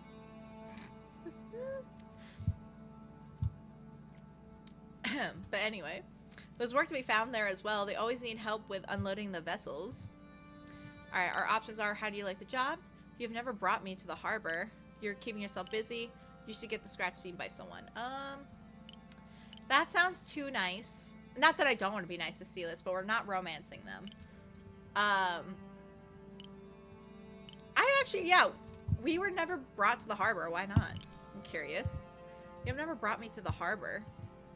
It stinks, that's why. And you don't want to be in the way of the stevedores. I'm definitely mispronouncing words, I'm so sorry. The only thing I don't like about the harbor is how many creepy stories they like sharing, says Sylus. She clears her throat and makes her voice deeper. Don't go near the island on the 3rd of the month, or you should get a pig and a rooster tattooed on your feet in case you ever fall into the water.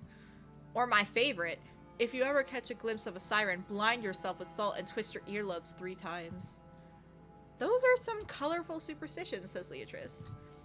They're all creepy. Why can't they believe in something nice? Asks Sylus. Some are saying that they all have the same dream night after night and they wake up crying. I bet they're saying it to scare me off. Are there teeth in their dreams and a strange creature with a crown? Asks Leatrice. How do you know? Don't tell me it's real.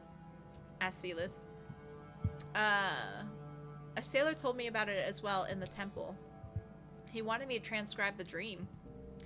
And do what with it? Asked Sylus. He sent it to the Lady of Dreams in La Marina. Sylus frowns. I didn't know she was still around. You know of her? It's an old scheme that comes and goes. That sailor will soon come to you with a message that asks for money, says Sylus. Who's behind it? Sorry, can't tell you. All you need to know is that they work in the same field as mine, responds Sylus. She takes the empty basket from the table. I need to return this. Shall we go? Interesting. I would think that Sylus, being a devoted, like, believer of the goddess, would, like, defam the, like, Lady of Dreams. But the fact that she's just like, nah, the Lady of Dreams is one of my people. I'm just like, interesting. So is the Lady of Dreams a scam? Why is everyone dreaming the same dream? I have so many questions. This game makes me ask so many questions, and I love it. Love it so much. Later that day, someone familiar visits your table at the temple. Your neighbor, the one who recently experienced a loss. pretend you don't recognize her? Give her your condolences. We'll give her condolences. Good morning. I'm so sorry about your cousin, was it? Asked Leatrice. She seemed surprised. I know you. You go every morning to the same fountain with that one that looks up to no good. What an apt description of Sylus. Thank you. I appreciate it. What can I help you with?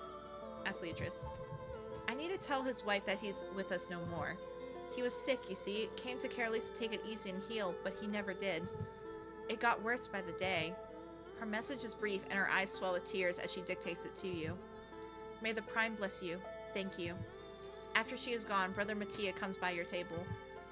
Another funerary notice for the countryside.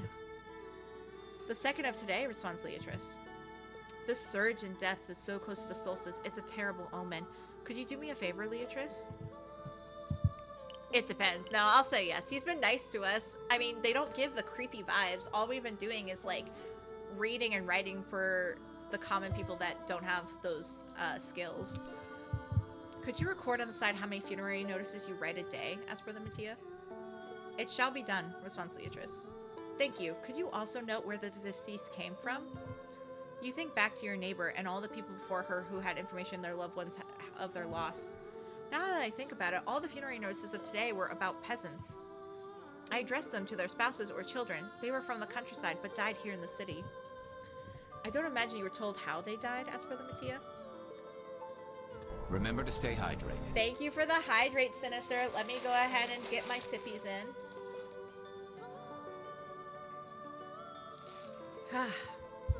So good. So healthy. Still not a fan of water, but I will hydrate for all of you, my loves. I hope you're doing well, Sinister. Hope you've been having a good weekend, been up to some fun.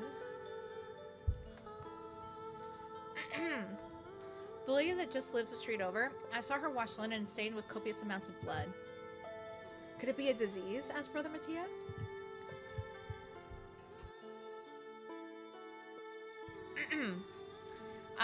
That's what my friend believes. We'll say that. Because honestly, that sounds like a disease almost. Like, I mean, it could not be, but I'm nervous about us sharing, like, a well to wash out of. If it is, it's not a contagious one, or the symptoms take a very long time to show, responds Leatrice. Brother Mattia traces Dawn's half sunburst in the air.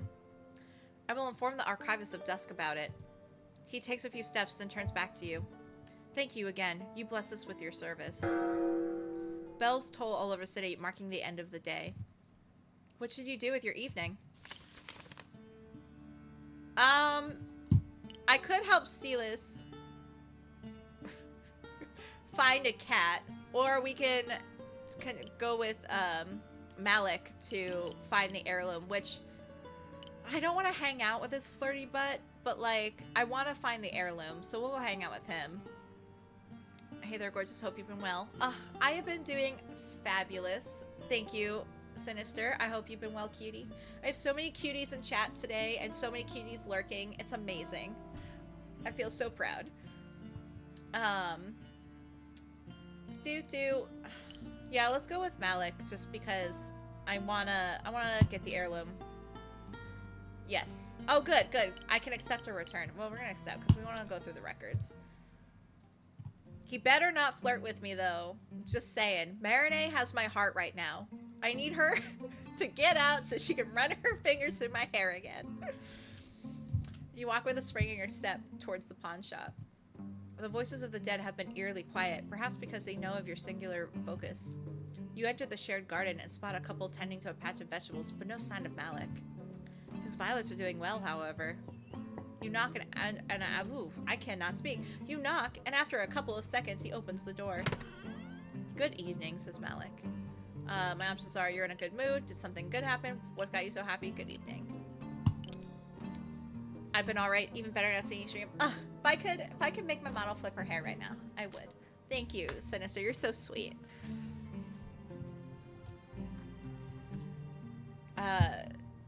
Did something happen? Asked Leatrice. I have come to enjoy your visits. I hope you do too, said Malik. Bro! I spoke too soon. I mean, he's not necessarily flirting. He could just be nice, but like, he's called me beautiful too many times. I certainly do. You make the task not so daunting. Truth be told, I can't wait to be done with the archives. I don't want to be mean, though. That sounds... I mean, I don't think that is mean. But it's ignoring him. That seems too... We'll do the middle one, I guess. I mean... I don't know. See, this is the trouble. I hate being mean to people. Ah, fuck. Got an approval. Shit. That is one of the greatest compliments I could ever receive, says Malik. I know, Lana. I should have said 3. I know. I know. Well, me being nice is how I ended up freaking romancing Caden in Mass Effect 1. That was the worst. And then bitchin' 2 was just like, I guess you're with Garrus now. I'm like, yes. Of course I'm with Garrus. You spent the whole... Actually, no, in 3 he said that. You spent the whole game of 2 calling me a monster, essentially. Well, to be fair, though, in Mass Effect, they don't give you the option to not romance someone neutrally. It's either you gotta be a bitch to them and say they're crossing the line, or you just are nice, and then you just end up locked into romance with whoever first. So, Mass Effect was a disaster in that sense. I ended up getting my Garrus romance, though. So it was fine. It ended fine, but it started off a disaster. So, you know, the Liara fan was easy because she crosses the line all the time in 1 LOL. I know! I accidentally was mean to her first because, honestly, my goal was Garrus the whole time, and I know you couldn't romance him in 1. But my goal was to not romance anyone in 1 at all. And I accidentally, it was actually a complete accident, because with Mass Effect, if I try and click out of the screen, even though it lets me click out of the screen, you know, to like click on like my OBS or Twitch or whatever, it chooses a random option for me. So that happened. I didn't know. I was trying to snooze an ad. And then it chose the bitch option for her. I rather would have romanced her in 1 than Caden, but that's what happened. I ended up being a bitch by her accidentally, and then I was like, fine, I'll be a bitch to Caden, but it was too late at that point. The romance was locked in, and thus I was forced to have that one scene at the end, but it's fine. Oh, you got the remaster for like $5? Nice. Am I gonna play it now? No, but who knows? I mean, you totally could. You totally should. I still have to buy Andromeda. I know people don't like it, but I want to play it before they like do the new Mass Effect game. Not that we've heard anything about it. They focused more on the TV series than the game, but that makes sense since Veilguard literally just came out. So we'll see. But yeah, I gotta play Andromeda at some point. Yes, if I play Andromeda, I will definitely stream it. I probably, depending on how long it takes me to finish Veilguard and when Expedition 33 comes out. So like if Expedition 33 has not come out yet, like I finished Veilguard pretty easily, I'll do Andromeda in between, so that way by the time I finish Andromeda, it should be the Claire Obscura Expedition 33 game should be out, and I'll play that. Torture stream? No, it's more like you watch me be tortured, because I gotta be the one that actually play it, Lana. Like, that's something I have to do. You can just watch or leave as you will. I'd be for, but that was my point, LMAO. Oh, okay, sorry, I misunderstood. However, my you're my little hand suffer. you're too funny. One of my favorite streamers, he actually hasn't streamed in a bit. I miss him. Anxious Griff. He thinks I might actually like Andromeda because he knows I do kind of like cheesy stuff. So, he thinks I might potentially like it. So I am curious to see if I would like it or not, but we'll see. Now we gotta be there and support you. Thanks, Sinister. Shooting those mindless aliens, number 27. I mean, yeah. Not that, like, I mean, the other Mass Effect games also had a ton of, like, boring enemies, like the Huss. I hate the Huss. And Dragon Age of Veilguard just made red Huss for the frickin' Blight, and I'm just like, can we not?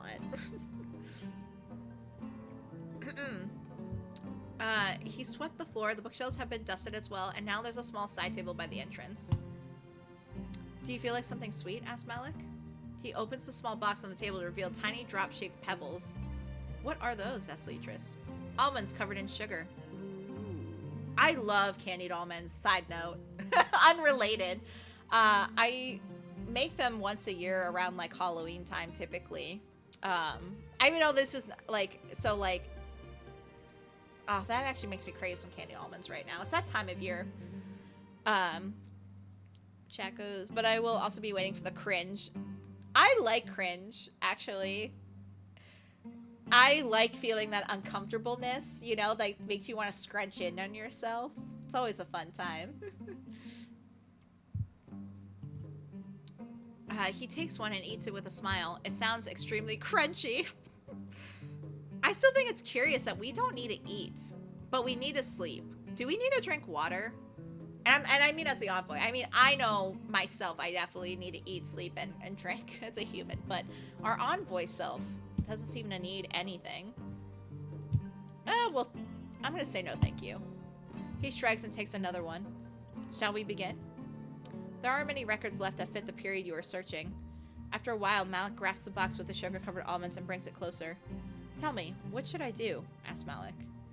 That is a very broad question, responds Leatrice. I forgot you don't read my mind. Too bad. What a fucking weirdo. Sorry, I'm like, he's so weird. He takes one of the sweets and raises it in the air. Please don't feel bad about taking the candy. You're saving me from overindulging. Bro, I don't want your fucking candy. I've been going through them at an alarming speed, and while delicious, they are also quite pricey. It does feel nice to splurge on something every once in a while. But, asked Leatrice, I could have fed a family instead of purchasing candy. Dude. I could have prevented someone from starving on the streets. What do I say to that? Like, yes, you could have, but also treat yourself? I don't know. I'm just not saying anything, because, like, why did I even respond to that? I could sell the shop. It would be quite the headache considering the amount of stuff there is in here, plus the open loans. But if I manage, I could open a small ink place, do something I actually want to do. What is the alternative? Asked Leatrice. Keep tending to the shop and have its dust and loans corrupt my morals. Is this a roundabout way to ask for my advice? Asked Leatrice. I value your opinion, responds Malik. OMG, we're such opposites in choices. Yeah. I, like, hate being rude to fictional characters, you know? But also sometimes, I feel like even if it was in person, someone said those, like, morality questions or, like, statements, I'd just be like, what? I'd be like Pikachu face, like frozen. Like, I'm like, what do you want me to say to that? But it seems like he didn't really want an answer at that point. So I can say I think you should open an ink shop. I believe you could give the pawn shop an honest chance. Pawn shop is not your calling. I'm sure the temples would appreciate some robust aid. I'm a shit disturber. I doubled down. This is my glam, lol. That's fair and that's hilarious. Maybe one day I will have, like, I'll do a game, maybe not like a super long game, but like I'll choose like a dating sim where chat chooses all my choices. So like I won't have an opinion on anything, but it's gotta be that chat has to actually like say what they want. But maybe down the line, maybe my affiliate anniversary in June next year, we'll have a dating sim day where everyone can choose my choices for me. I don't know. Bro, it's your life. Like,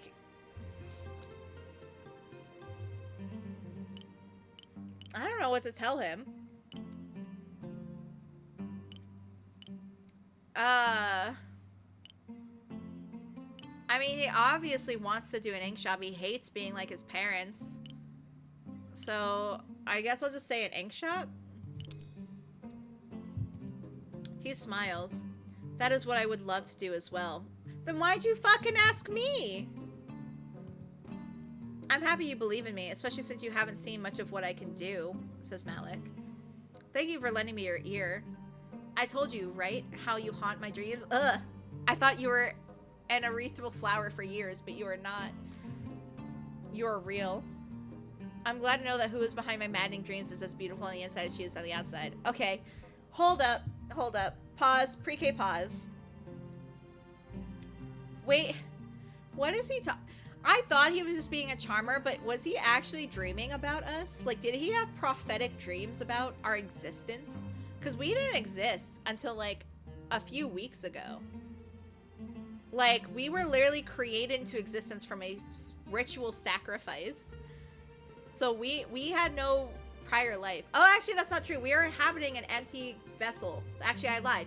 The ritual did not create our body. It just created our soul. So maybe he dreamt of this. Did he know the previous owner of this body? I'm so curious. Or is he, again, like I said, prophetic? Like, is he having, like, futuristic dreams of us? I don't know. Or is he just being a charmer and I just want to punch him in the mouth? Well, who knows? But, like, he's so weird. Like, who comes on that strongly? Malik looks sleazy. He's one of the romanceable characters, so you can romance him, Lana. I mean, I didn't really like him in the demo either, to be honest. I always thought he came on a little too strong. Like, Alpheon, he's also a bit, like, of strong personality, but, like, he doesn't, like, overshadow you in a way, I guess I should say. He doesn't, like... I don't know how else to explain it. Alpheon, I think, just does it better than Malik does. But, well, no. We'll see. But, anyway, we have ads starting in, like, 10 seconds. The Blondie is the third option. So, our options are... where can I go? There's a place I can go to. Status. So, we have 2 female options and 3 male options, and I will go over them when the ad breaks are done, because I can't snooze. I missed the opportunity to snooze them. So, let me BRB, just take a quick break, take more sippies of water, and then we'll walk through the romance options when we get back from ad break. So, I will see you soon. If I don't see you when I get back, have a wonderful day. I will miss you. And yeah, we will chat in a bit.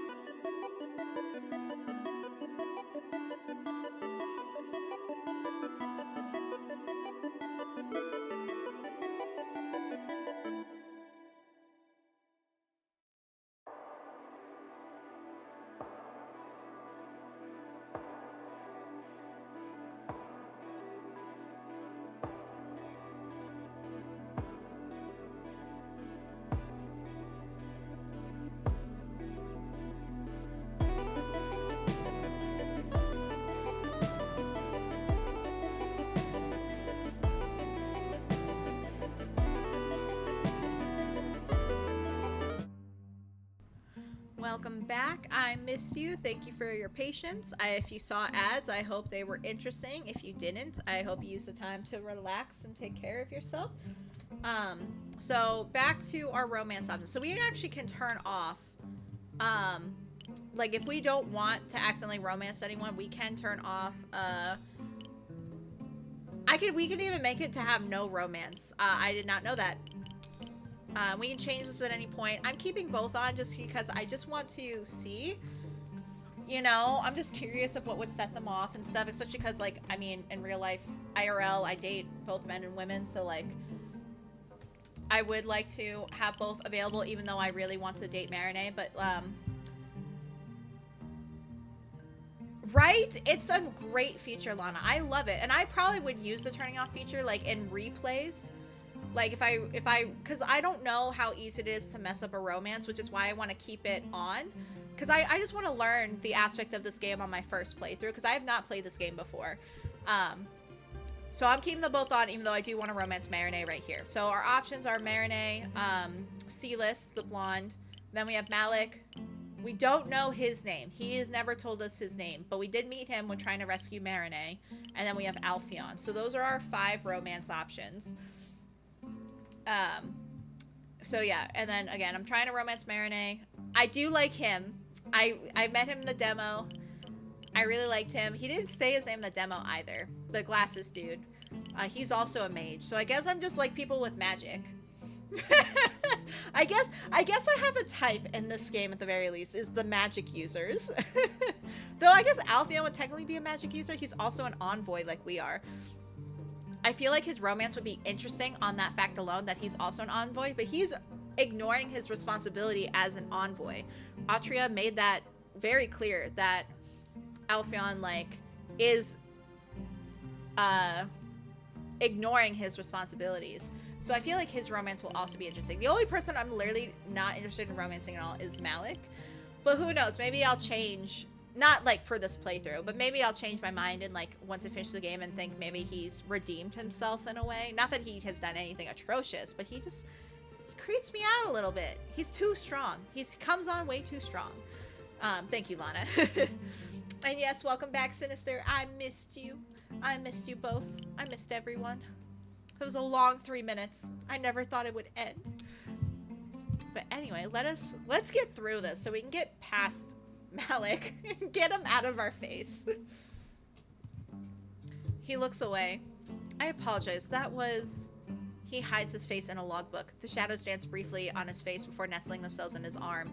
Oh, right. Sorry. Side note. I keep forgetting about this. So apparently there's like some abyss shadows on him and they like his tattoo, which, by the way, his tattoo that he himself has, he knows how to tattoo with ink and needles. But his favorite way of tattooing, here's another red flag. His favorite way of tattooing is just carving with a knife. So this tattoo on his forearm right here is just carved with a knife. It's a scar tattoo. So, like, that freaks me out. I don't know why. I'm sure there's some kind of culture thing that does it IRL, but, like, in this instance, I'm like, bro, you like carving into skin? I can't. Have you seen the movie Memento? No, I haven't. What's Memento? That is worrisome. I know. Right, Sinister? When he said that to me, that was his favorite medium, I was literally like, full stop. What? Like, what the fuck? It was weird. But anyway, yeah, so the Abyss Shadows like him, but the Whispers aren't talking to us about him. So, like, we don't know why the Shadows of the Abyss are, like, attached to him. And it's just weird. The whole thing is weird. He's weird. He's suspicious as fuck. I trust Alpheon more than I trust Malik, and that's saying something, since Alpheon's also, like, a little sus. Memento's a great Nolan movie. His first one, I think. Okay, I'll have to look it up later. I'm always looking for more movies to watch, so I'll have to look it up and see. Too logged in read. Dude self-tattoos to remember his life because he has daily amnesia. Ooh, okay, interesting. Interesting. And takes pictures too. Okay. Fascinating. I wonder. I mean, the only tattoo we see is on his arm. I don't know if he has anything else, but he hasn't taken his shirt off, and I hope that stays that way. Like, I really hope we don't see a shirtless Malik at some point. Like, not interested. That have notes, and so he's like, can I trust the notes? Oh, interesting. That reminds me of, I don't know if it's an actual, like, story or whatnot. I remember seeing this, like, thread on Twitter or something, or TikTok. It was about this guy that every time he fell in love, he forgets. So he would have his girlfriend, like, have these notes and stuff. Like, he'd have notes in his phone to remind him that he has a girlfriend that he loves and stuff. And one day, he just blocks her number, and she's trying to get him to remember, but he deleted all the notes because he felt bad that he kept forgetting her. And it was, like, so sad and tragic, and there was no happy ending for that story. But you probably will see him shirtless because plot, lol. Oh, I saw that too. It was so sad. Right? That was so sad. I was, like, so depressed after reading that. I'm so glad you also saw that, Sinister. Bruh. Yeah, who knows? Who knows? That might be plot. Oh god, I hope not. Man, look at us. Remembering the saddest storylines involving amnesia. 51st Dates plot? Oh my god, right? I haven't seen that movie in a hot minute. I can't imagine if I kept forgetting, like, and reverting to the same date every day. Honestly, I don't know how I could live with that. I saw this movie embarrassingly amount of times. Not gonna lie, I'm gonna out myself here. I like a lot of Adam Sandler movies. Are they good? No. I enjoy them. I especially like the Just Go With It movie with Adam Sandler. Big fan. Grown Ups. Like there was a time where I not exclusively watched it, but like I was just a huge fan. But I know a lot of people don't like him.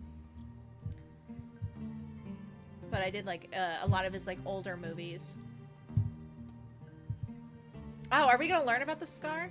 Are you going to tell me the full story of your scar?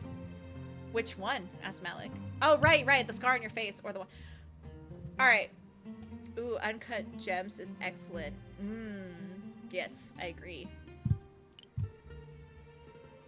I mean, you love the Fast and Furious series. Unironically, LMAO. Stop it, Sinister. So what? I do. I own every movie on DVD, and I rewatch them. I enjoy the Fast and Furious movies. Again, I don't think they're good movies. They're horrible movies. I just enjoy them. He's a great actor that seems to have way too many paychecks to cover, apparently. That's funny. The fourth one takes place in Rio. Oh my gosh. Has nothing to do with Rio, peeps. That's funny. Nothing wrong with liking a cheesy movie. Exactly. We all have our movies. There is like a desert and trains. Train in the desert. Interesting. Trains are more unlikely in Brazil than in deserts. Well, I did not know that. I wasn't aware that Brazil didn't really have a train infrastructure. But then again, trains aren't valued highly enough, I feel like, in most countries, except for like maybe Europe and Japan. Like, I wish trains were valued more, because they'd be way more efficient if they were actually had funding in them. Courtesy of VW. I see. Does anyone have a preference? We have the scar on his face, which we don't know the story of, or his tattoo scar that he scarred himself with. Do we have a preference of what one we want to learn? Because I have a feeling we're not going to get both answers. Do we have a preference here? I'm kind of curious about the one on the arm. I'm curious about both, but two? Yeah, we'll do the one on the arm. He raises his arm to look at his creation. Dark ink, you see, works best on fair skin. What a limited canvas that would be, says Malik. I learned how to carve scars that turn light on darker tones. I practiced on myself, removing what I had once inked. So he had a tattoo and then carved it out. Okay. I didn't know exactly what sort of pain I was to gift. I mean, fair. Like, you don't want to put any unnecessary pain on a stranger or another person, but like, the way he just said it, the pain I was the gift. Oh my god, you can only imagine the face I'm making right now. Grody. You see pain as a gift? Yeah, I'm not gonna fucking touch it. Like, no fucking way. That's probably what he wants, the creep. I have some friends that would get aroused with this, not gonna lie. I have so many questions, Lana, but I'm gonna stop right there. We're not gonna... No, I'm not asking any of them. A terrible one, yes, responds Malik. What about the scar on your face? Oh, we got to ask about both scars. Okay.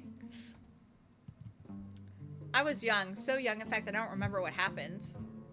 I fell, they told me, on something sharp that split my face. As it was brought to a surgeon, crimson rain began to fall, a sign of Sluck's presence. My mother fervently prayed to him, and I lived. That is why I pledged myself to him, the far traveler, the ever-burning wind. So this is a god from another country, this culture. Just so you're aware, so it's not necessarily bad to worship them, but the people in this country in Carolis would definitely side-eye him for it. I do too. I don't kink shame, but definitely kink question on that one. Exactly. So I was thinking, I was like, I mean, no hate. I mean, if you read the books I have on my shelf, like, you'd have questions too. But I was just like, I have so many questions, but I don't think it's appropriate to ask on stream. With your curiosity sated, you dive into the last records, your final hope to House Casteldon's lost heirloom. Oh yeah, no, we're pro kinks here, as long as it's not harmful or dangerous, you know? As long as it's not a detriment to one's health. No kink shaming here. I don't judge. We all got our crosses to bear. What is it? Asked Malik. Look what I have here, responds Leatrice. He peeks over your shoulder as you point at a page. There. The entry describes a cameo brooch with a decorative frame in pure gold, carved with vines and wheat. The person who sold the item is simply recorded as a lady. Her house name isn't recorded, and neither is her full title. Look at how little she received for it. She paid for her anonymity. I definitely mispronounced that. I'm so sorry. We should... Tomorrow. You don't want to search for a pin in a haystack with only a candle as aid. I have to come back again? Dang it. Fair enough, responds Leatrice. You go downstairs to find Sylus looking at the paintings. How did you get in? Asked Malik. The lock on the door is only for show. So found anything? Asked Sylus. Of course she would be able to break in. We know what to look for. A brooch. Sweet. Knew it would be something she'd wear. Come tomorrow and I will help you search for it, says Malik. Sylus yawns loudly. Deal.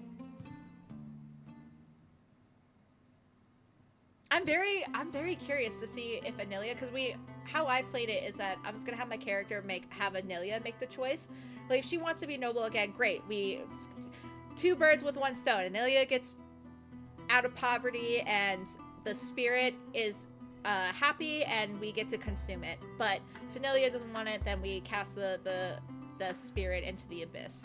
So we'll see what happens, but I'm glad we're making headway. Okay, Leah, I didn't sleep super well. I feel more in the vibe to sleep now. Take good care. When do you stream next? Yeah, no worries. I hope you have a wonderful sleep, Lana. Take care of yourself. I will be back Tuesday, 6 p.m. Mountain Standard Time with some Dragon Age the Veilguard. I did have that I have streaming Thursday at 6 p.m. I might change it because I think the Game Awards is that day. I gotta double check the date. So I'll update an announcements and schedule. But if you forget, the schedule should be posted in my Discord and on my socials. But anyway, yes. Take care of yourself. Sleep well. I'll miss you. And look forward to seeing you again. You open your eyes as the first light of day filters through the barred windows. Knowing that an heirloom of House Castledon is in Malik's shop what fills you with purpose. Proof of her lineage to elevate her, says the spirit. I know. Sylus rolls on her mattress and stretches her arms. Why are you awake so early? We have somewhere to be, responds Leatrice.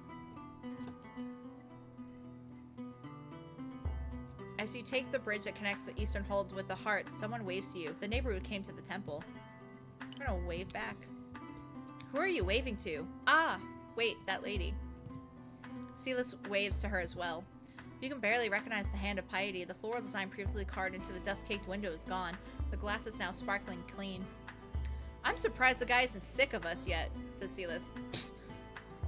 Please, I bet you he didn't even want us to find this motherfucking brooch. He'd rather I come every day.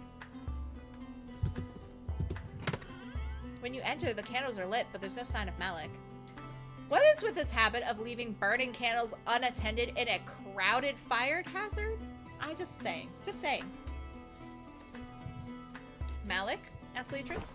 He emerges from the drape behind the counter with a bashful smile. With his freshly pressed doublet, he now looks like a proper Carolesian merchant.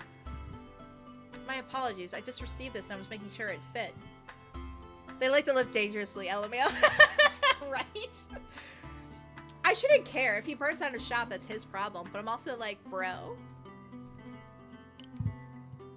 Safe from the whip's complaints now. I wish. Now that I'm wearing the uniform, he'll focus on something else, responds Malik. Are you ready to turn the shop upside down? You focus your search on boxes of tiny items, jeweled pins, and the like, but you can't seem to find it. You decide to take a break as the day's first customer walks in, a noblewoman in a striking violet dress. Lady Medea, good morning, says Malik. A fine morning to you, too. When she speaks, she does so with ease, yet you hear a slight accent. Where could she be from? I don't imagine you found what I was looking for, asked Medea. I had to clean several inches of dust off it, but yes. Malik produces an exquisite box from the counter, inlaid with illustrious mother of pearl and with a strange metal contraption on the side. Does it still work? Asked Medea. The metal bit at the side is a lever. When Malik rotates it, tiny bells ring from inside the box, producing a melody. I'm unfamiliar with the song, but it's exactly as I remember it, says Medea. Delighted, the noblewoman collects the music box and cradles it tenderly in her hands. This will make a wonderful gift for father. I hope it will remind him of her as much as it does for me. Her? Asked Sylus. My mother. She... Grief washes away her smile to replace it with somberness. Lady Medea exchanges the curio for a small ignat, a foreign currency you think, and floats out of the shop, her smile restored at the thought of gifting such a precious memory to her father. Sylus asks Malik if he has more of those wondrous boxes, and your search is brightened by their bell-like tunes. Hours pass, and joyous chatter turns into a chorus of sighs and yawns. Over here, shouts Sylus. When Sylus cries out, you expect her to sound elated. You rush her aside, eager to see the pin in her hand. Instead, you find her frowning with a wooden box in her grip. The engraving of House Castledon on the lid has been stripped of its gold. Was it hidden in a box all this time? Asked Malik. It's empty, responds Leatrice. You have spent hours sorting through various bits and bobs for nothing. Hey Malik, have any unsavory individuals visited your shop? That's a rather broad description, responds Malik. Oh, I can be specific, says Sylus. Have you seen a woman with a golden tooth and a scar over her right eye? She begins describing people, and Malik shakes his head at each one of them. There's this pretty girl who can't see well and always carries 3 or 4 pairs of spectacles on her. Ah, I believe I saw her. She put on a pair to examine the butterflies on display, but wore another one to look at the paintings, and even had a 3rd pair to examine the masks, said Malik. Sylus, oh my god, I was doing so well. I had not messed up Sylus's name once until this moment. Sylus groans loudly. I know where to go. Go where? Asked Malik. That's for me and Leatrice to know. She takes your arm, ready to pull you away. Thank you again, Malik. And you drag you away she does. Alright, we got, you know something I don't, do tell. I appreciate an explanation. Out with it, let her speak first. You know something I don't, do tell. We're so giddy. I know that guy really sucks at his job, but I already complained about it plenty. The pen got stolen under his nose. Yep, by an acquaintance of mine, said Sylus. That's good, isn't it? Asked Leatrice. It really isn't. She's a goldsmith. Once she gets her hands on something, she can replicate it. Why replicate that pin in particular? Asked Leatrice. You know how many lost heirlooms of a fallen house you can sell to foreigners? Fair point. Do you know where to find her? Sylus? I just don't want to get in trouble. It could have... She bites her lip and her scar stretches. Nasty consequences. For me. She sighs again. It's going to sound strange, but I have some rules I need to follow. 3 in total, and by taking you to her and stealing back the brooch, I'd break 2. You don't need to take me to her. It could all be a wonderful coincidence meeting her just as I need her, says Leatrice. She doesn't seem to find you just amusing. She is dangerous, and if you anger her, I couldn't step in to do my job. I can handle myself, responds Leatrice. She's still not fully convinced. I'm not sure about the details. All I know is that she can be found in La Marina. The boats that bring gemstones from the mountains stop there. How far is it from here? Several hours by foot. We might as well start walking, says Sylus. Have you decided what you'll do with the pin if you get your hands on it? It belongs to Nilia. I'll give it to her. Well, her ma sold it, so it doesn't belong to her anymore. Sylus guides you from alley to square. Eventually, you reach the twin bridges. A big cart pulled by an ox is parked to the side, filled with corpses. Their bloated green faces look at you with empty eyes drying in the sunlight. Shadows are nestled in the viscid nooks and crannies of their bodies, and they spill out from the cart to prostrate themselves to you. Dusk be with them, says Sylus. 2 priests are leaning over the railing with a large hooked pole and masked to help them against the stench of death. There are more corpses in the water being fished out like sick prizes from the glittering waters. Don't look at them. Sylus pulls you away and you force yourself to walk. The cart is out of sight, but the image of all those rotting faces has been burned into your memory. Does it happen often? Asked Leatrice. What, people drowning or the priests cleaning the canals? Asked Sylus. The drownings. Often enough that you should never drink from the canals, only from the wells. What is going to happen to the bodies? Asked Leatrice. Those all look like vagrants. They'll probably be given a funeral on the way before being buried. Sylus is used to death. The sight of all those corpses does not shock her, only makes her feel pity. Lady of Dusk, from your seat in the heavens, watch over their souls as they travel to you.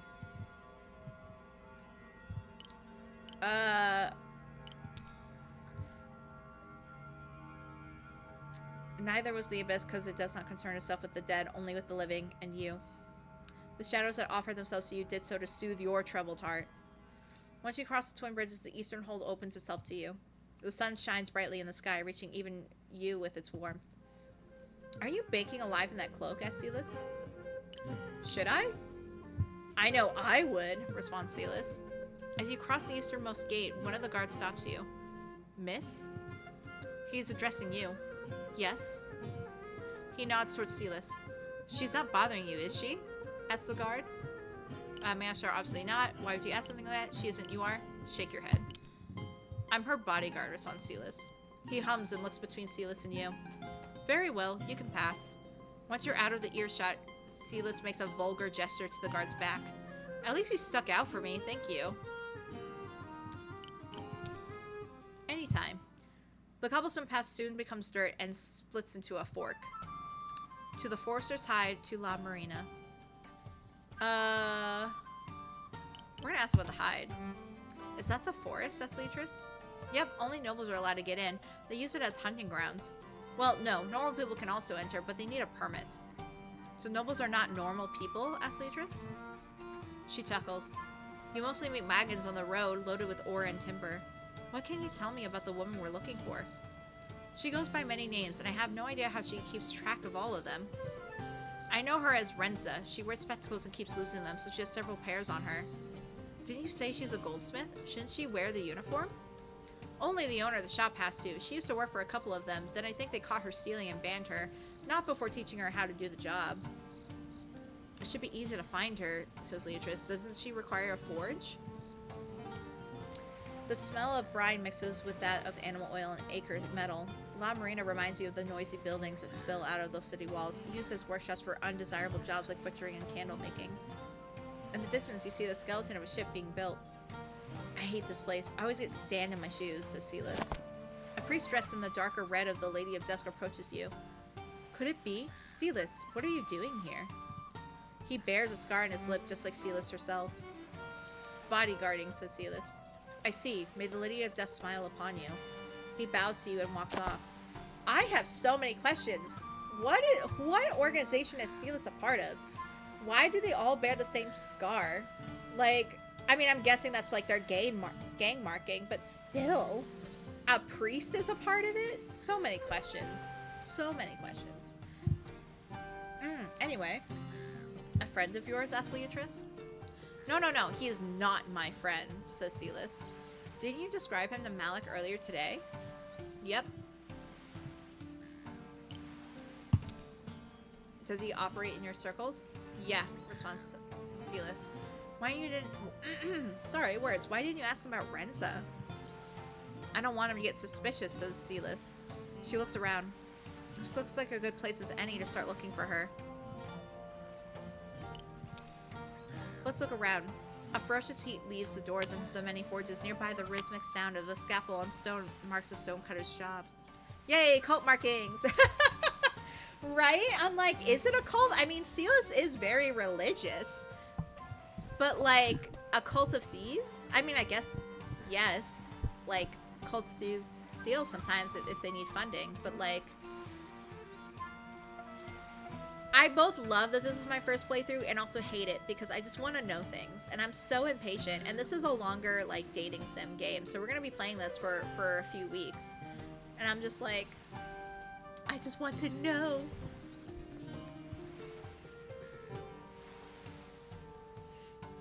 Spectacles are exceedingly rare, and you only see a few people wearing them. None are your quarry. Now that I think about it, I don't think they deal with gold where they work other metals, said Sylus. You smelt nuggets of gold, right? You need a massive forge for that. So was all for naught? Asked Leatrice. Not really. Let's look inside the houses. And have the guards called on us, asked Leatrice. Well, we need to be subtle. It's easier said than done, obviously. Closed blinds protect the windows of many houses from the sun. Others have drawn curtains. Ooh, right, we can control shadows. Oh, our eyes are purple. I mean, they've always been purple, but they're glowy purple. Look at us. They're eager to please you. You give them a shape, give them commands, and when Sylus isn't looking, they pull curtains aside to reveal simple rooms and kitchens. You're almost losing hope, then the shadows pull a faded curtain to reveal a figure hunched over a table. The surface is covered by tools, and a pair of spectacles lie on top of a scrap of parchment. Another pair hangs from the woman's belt. Sylus? You point at the woman, and Sylus catches a glimpse of her before the curtains fall back to cover her. That's Renza. I'm afraid you're on your own for this. I'd rather not be seen by her, says Sylus. I can't cross her, and I have the feeling I'd have to if I go talk with her. I'll be done in a breeze, responds Leatrice. I would love Leatrice's confidence. Like, what do you mean? Renza's not dangerous when she's alone, but make sure she doesn't call for help. Sylus shudders. Ugh, that's not the sort of thing I like saying. She rounds the corner and leaves you alone by the front door. You knock and wait. There's a cry from the inside, and after several seconds, the door opens slightly. I was in the middle of something quite important, I'll tell you, and... The door opens fully, and Renza reveals her bejeweled self. Precarious jaspers hang from her ears and neck, yet her eyes are captured by the brooch on your neck. Ladies, be my witness. I apologize for my rudeness. You must be the goldsmith, responds Leatrice. Charmed to make your acquaintance, miss. How did you know where to find me? Asked Renza. A friend gave me the address. And what amethysty business brings you here? Wow, lady. You're not obvious at all. She is still staring at your brooch, so enthralled by the gemstone in it that she seems satisfied by your vague answer. Bluff. I'm in need of your expertise. I understand. Come in. You close the door behind your back. Her house is simple, with a small hallway that opens into a workshop. Now that you're closer to her workbench, you can see several pieces of identical gemstones and a ring that matches her expensive-looking jewelry. We can compliment the necklace. Is this where your magic happens? Do you deal exclusively gemstones and gold? We'll compliment her first. We'll smooth her like butter.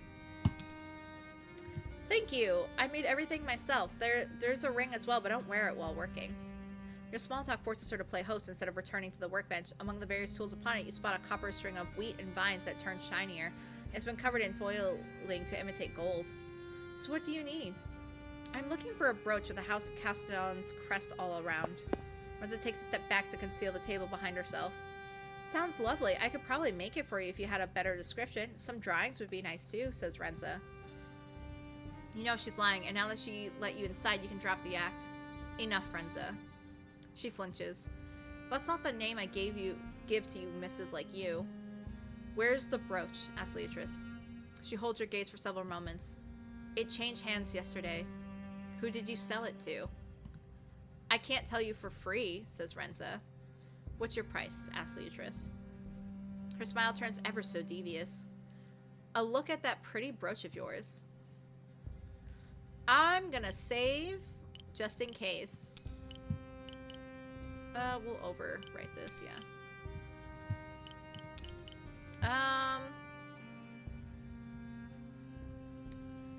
I mean, she could steal it, but like, I mean, I don't even know if that brooch is any magical or anything. Like, do we really need it? And also, like, we have our shadows to probably get it back. They can move curtains, they can take a brooch, and we also have super strength as a human. So I don't see the problem of letting her look at it. So we'll do it. You unpin it from your jabbet and hand it over. Her eyes glint as she turns it around in her hands. Will you look at this? Asked Renza. It used to be a necklace, pure gold as well. The filling is almost invisible. How rare for an amethyst this big to be so clear. She mumbles on to herself, drinking in every detail of the brooch. When she's done, she hands it back. Okay, see, we're good. Most exquisite. Will you tell me now? Asked Leatrice. I hope you understand that my clients pay for the originals and are guaranteed a certain anonymity. You frown. With that said, there aren't many noble families on the Isle of Fiorella. You have seen it, just off the coast of Carolis, a small island with a village surrounded by vineyards. I think that's good enough. I mean, Sylus is knowledgeable, and then again, we have our shadows, so you know what? We'll take it. Thank you, responds Leatrice. You turn your back to her and walk to the entrance. You almost expect her to attack you, but it seems she is wise enough not to. You have the information you need and enough finesse to not make an enemy out of Renza. Where could Sylus be? You start walking around, searching for her mane of blonde hair. You spot her by a fountain. Oh, hey, how did it go? Asked Sylus. I know who she sold the brooch to. She already sold it? Does House Vanny ring any bells? Asked Leatrice. They're the nobles that rule the Isle. Not that important or rich as far as I know, responds Sylus. I even heard something about them going into debt and having to work to keep their status. Do you think it would be easy to take the brooch back from their villa? No idea, I've never been there. I could help you with that once we get out of the sandy hole. Roads you have already seen seem to bring you to your destination faster. The sun dips below the horizon and its pale twin glows over the waves of the sea. Instead of a sense of wonder at what each new step will bring, there is reflection. I think we did our best. We did our best here. We can't take the gates at night. They're closed, said Sylus. The moonlight bathes Sylus's face in ethereal light. We could go through the hole in the wall, responds Leatrice. You still remember that. It feels like ages ago, says Sylus. I wonder if Marinette is truly alright. What's got you thinking about her? Asked Sylus. You can see in the distance the roofless remains of the shack Sylus burned down the night you awakened. I guess I miss her. I miss the breakfast she used to bring. Cakes, pastries. They don't make them in the Eastern Hold, said Sylus. She pulls the vines away from the hole in the wall, and you feel something twist inside you as you bow your head to enter the fissure. The handful of days that have passed have changed you. What's got you so silent? Asked Sylus. I'm thinking. And that's never good. That's rude, Sylus, please. What do you mean that's never good? When have I done something bad? When have I had a bad idea? Is it because I got to walk into the halls unscathed while you stood outside panicking? Please. I am no troublemaker. Yet. I have yet to prove myself in that matter. You managed to reach the safe house without any accidents. A small blessing. You know what we need? Asked Sylus. Sylus yawns. Sleeping gowns. We do, responds Beatrice. We could ask the seamstress. She takes out a tinderbox. You, taking measurements and picking fabrics? As soon as you enter, she lights the lone candle on the windowsill. You can go through that for the both of us. The sleeping gown will be a bit too large for me, but I can live with that. You both decide to retire for the night. Ah, we're back to the whispers. Your power, a source of awe, of fear. Unadulterated might that rivals that of the false sun. The false sun again. Duplicious, as shadows thrives where light is the harshest. Oh my god, I could not read that for whatever reason. What does that mean? Asked Beatrice. You received no answer. I think I should take another sip of my water. let me take some sippies.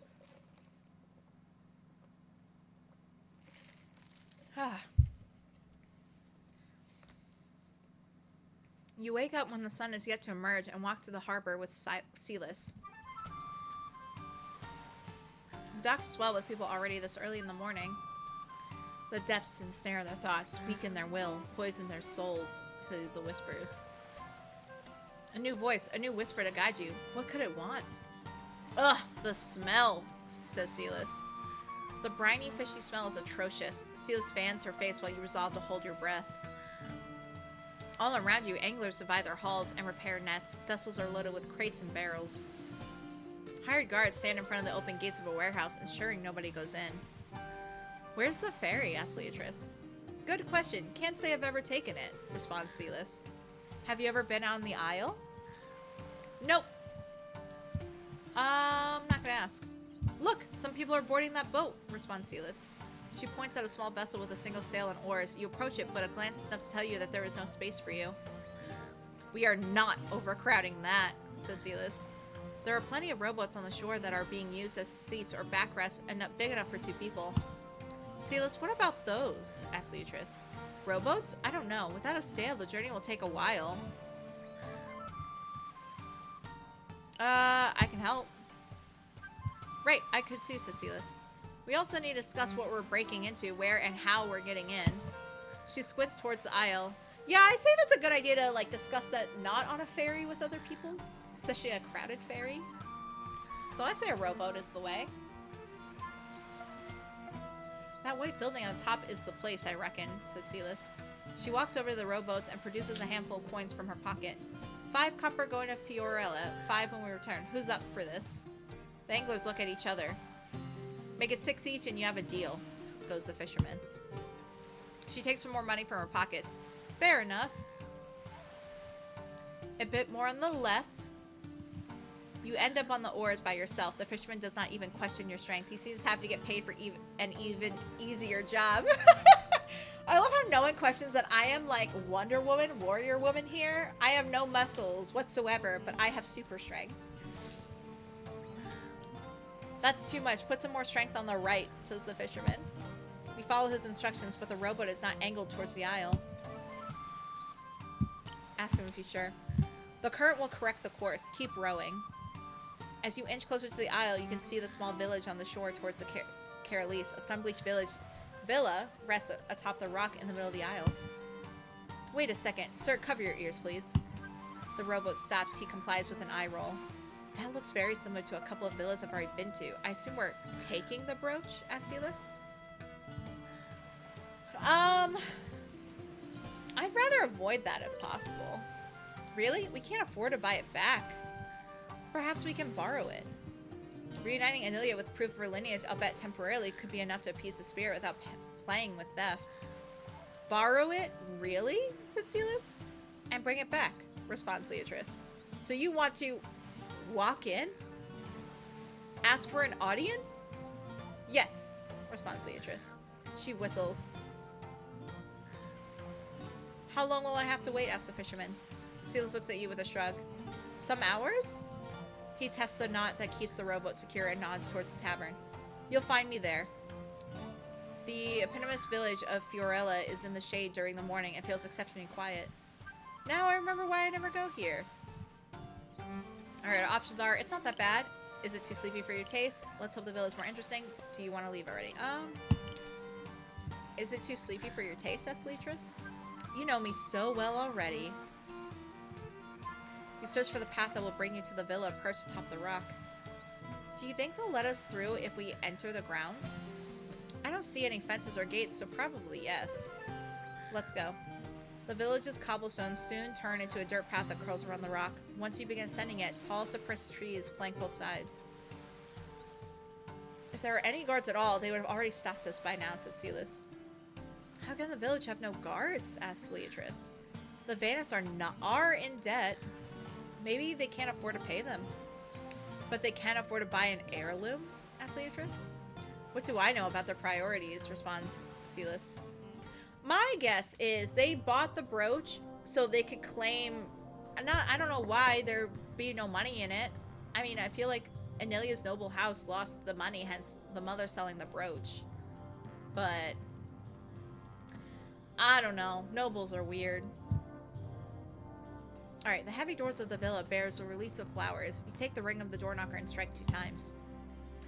I should probably hide behind you and act like a proper lady bodyguard. Want to have a secret cue? A cue? What for? Asked Leatrice. To bolt out of the place.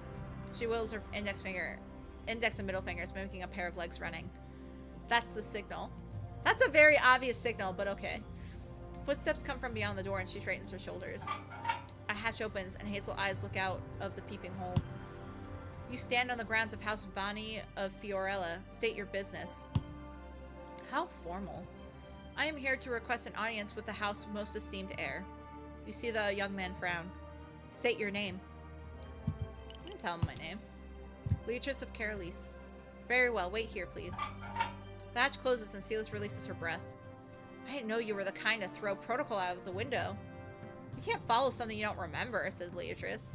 Fair point, responds Sylus. Yeah, no one taught me proper protocol. The hatch opens abruptly. Are you going to leave if I don't open the door? Asks the sentinel. Nope, responds Sylus. It's important, says Leatrice. I'm sure it is, and so is Sir Vani's need for quiet and focus. Keep your visit short.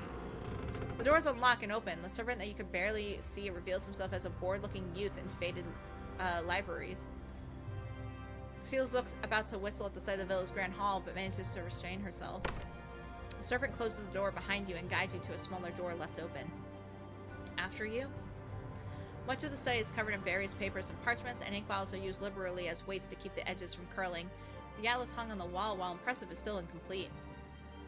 Sir Valerico, heir of House Vani, is searching it from atop a stool. Greet him, clear your voice, ask him what he's doing, wait till he's done. I'm gonna wait till he's done. He strokes his beard, repeats something to himself, and jumps off the stool to jot it down. Instead of giving you his attention, he climbs it again and begins studying the atlas intently. A minute passes and Sylus begins itching towards one of the cabinets. Please don't touch anything, says Valerico. Was he ignoring you intentionally? You have my apologies. I am thrashing in a sea of late work. His black doublet betrays his allegiance to a guild. A noble who practices a profession is quite the rare sight. Your wish has been granted. You are in my presence. Exchange pleasantries. You are most curious in your pursuits, Sir Vani. Which guild has the honor to claim you? He smiles politely, fidgeting with his quill. That of the conveyors of foreign texts. That's a lot of words for translators, isn't it? Asked Sylus. I have an unusual request, Sir Vani. I believe you have recently found yourself in possession of a brooch that originally belonged to the now dissolved House Casteldon. The smile drains from his face.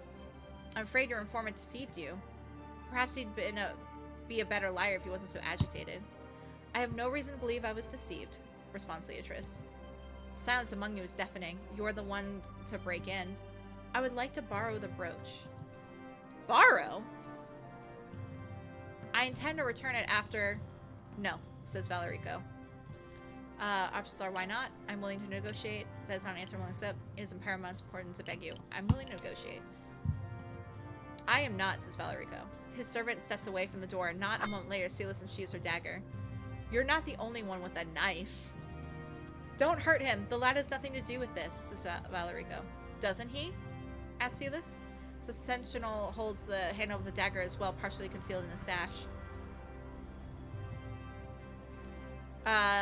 We can't enthrall them. I'm trying to negotiate. The idea of losing the items seems to cause you much stress. That is not my wish. How can I prove my goodwill towards you? Asked Beatrice. You could have sent a letter instead of entering the estate under a false premise. What false premise? We literally stated our legit names. We knocked on the door. What false premise? False premise? I was nothing but truthful, said Beatrice. Perhaps then you need to be more proactive. So much, in fact, that I am willing to share with you the reason I need the brooch. I must present it to the heir of House Castledon. Valerico's hand claws at the sheet of paper, unfortunate enough to be under his palm. The heir? You know where she is located? Yes, responds Beatrice. Have the tables turned? A dissolved house, the last heir, and a lost heirloom. Surely you don't intend to reinstate the Castledons. I mean, I don't really care.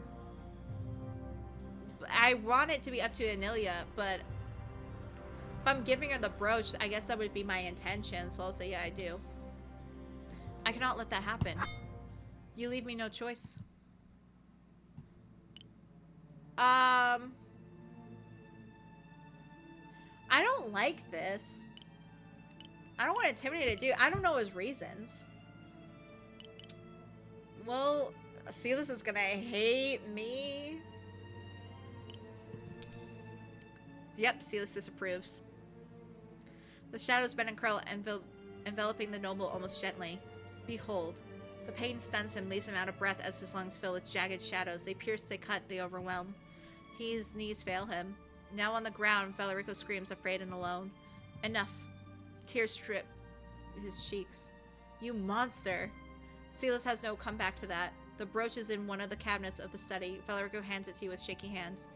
I will return it tomorrow. Yeah, I don't like that either. I would be with Sylus on that. Sylus stays silent on the way back. She didn't even ask to see the heirloom. I'm not going to say anything. As promised, the fisherman is waiting for you in the inn. Back so soon? I barely managed to squeeze in a drink. You wade through the streets of Caerlease with purpose. Are you really going to give the brooch back? Unless Anilia wants to keep it, responds Beatrice. Don't forget about what I told you on the boat, says Sylus. When you reach the stitch and seam, you see the head seamstress happily chatting with a family. Her eyes fall on the pair of you, and she takes a moment to address you. Miss, good to see you again. Is Anilia here? Can she come out for a moment? Asks Beatrice. Come inside. You don't have to wait too long. A dark shawl covers Anilia's shoulders, embroidered with the same vines and wheat that adorn the brooch. She talks to you, but the voice in your head drowns her own. Proof of her lineage shall elevate her. Proof of her blood to set her free. It does not stop. It chants almost fanatically the same words. Anilia, it's good to see you, says Beatrice. It doesn't look like it. Are you all right? Asks Anilia. Proof of her lineage shall elevate her. Proof of her blood to set her free. The chanting grows in fierceness so much that you can barely focus on what she said. No, responds Beatrice. Reveal the brooch to her. The voice turns quiet, eager. It needs something more. This is the heirloom your mother sold, the last heirloom of House Castledon.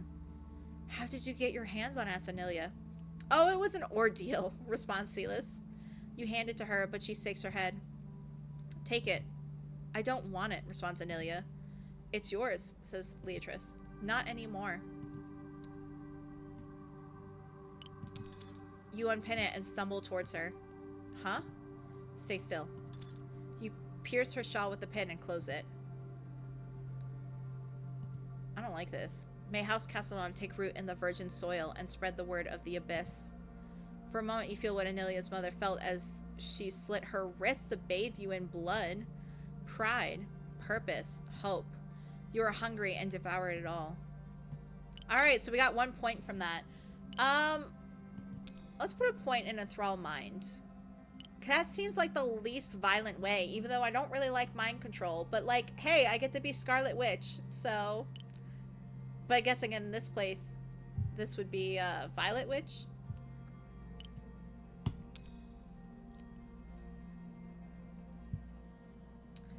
When you open your eyes, you are kneeling on the ground. Sylus is shaking your shoulder, Anilia talking to you, but their voices feel miles away. You stand up, the shadows around you are deeper and are thrilled to greet you. How did I end up here? Asked Leatrice. The brooch is still in Anilia's hand. She removed it. Apologize for forcing it on her. I'm sorry for doing that. You didn't look so well, said Anilia. Sometimes she's strange like that, says Sylus.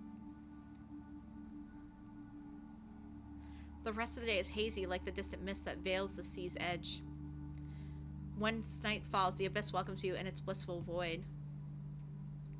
Envoy of its power, you have consumed an offering and a willing soul, lamb to your slaughter. Your understanding grows. It doesn't, says Leatrice. I still don't know what you are. Did you not see it in the fierce, desperate love of the one you met today? Tell me what you are. Tell me what you want from me. No answer comes. Please. Drown the false sun in blood. Bring its name back to their lips. The prodigal one shall cower and be in awe of its truth. I wonder if the false sun is the goddess everyone worships, but like I feel like that makes no sense because like there's multiple gods in different countries mentioned. Like there are foreigners in this game, so I'm just so confused. You wake up panting. The harsh words of the abyss swirl in your mind. The prodigal one. Who could this person be? Is the abyss talking about Alphion or Autry? Sylus whimpers in her sleep. Are you having a bad dream? As you turn towards her, a shiver runs down your spine. The shadow she casts does not belong to her. Behold, the ancient horror, the mistake, the unwanted. Wings and tendrils dance madly all around her, forming shapes that you can barely grasp. Consumed by grief, it will destroy us all. This is interesting. Wake up! You shake her awake and she sits up suddenly. What? Ah! She is covered in cold sweat. Observe her from afar. Her eyes fill with tears. What is wrong with me? Oh, Sylus. You tell me. The sailor's nightmare. I had it too. Sylus slaps herself once, twice, with enough strength to make the strike echo in the small room. Once her cheek turns fiery red, she sighs. Much better. Okay. Why did you do that? Because it's real. The pain. The nightmare is not real. You wish her words were true, but the alien shadow emanating from her were real. The delirium of limbs you saw felt familiar. It was clumsily described to you by a sailor suffering from the same nightmare. Once you feel better, please take me to the harbor. Why? I think I can do something about the Really? nightmares. All right. She is still shaken. I can hug her, reassure her. What can I do for you? And so are you. We'll reassure her. You place a hand on her shoulder to ground her. It was just a nightmare.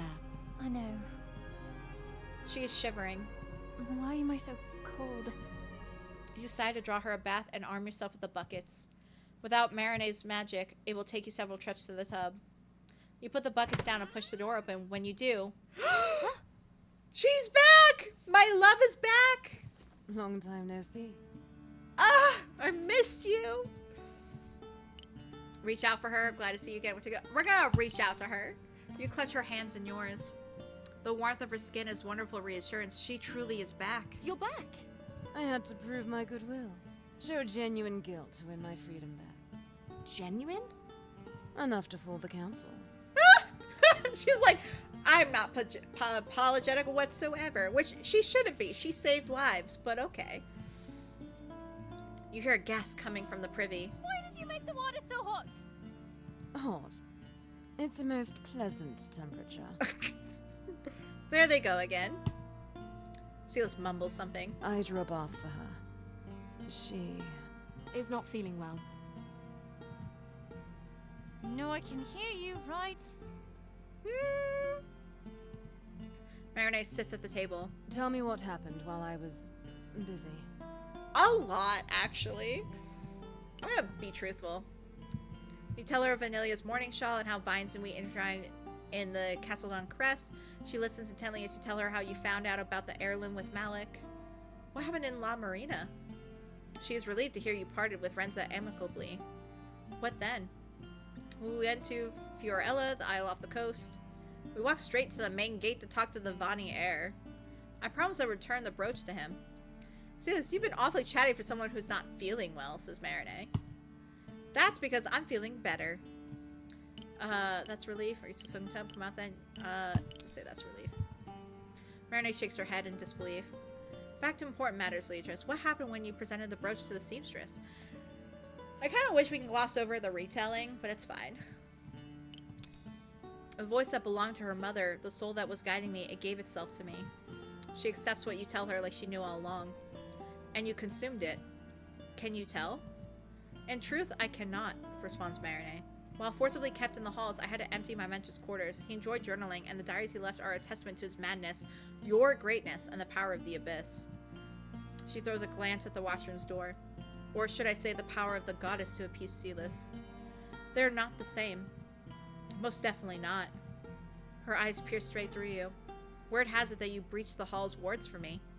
If only I'd been there to witness you. Say the word, my brave companion. Your wishes will be mine to grant.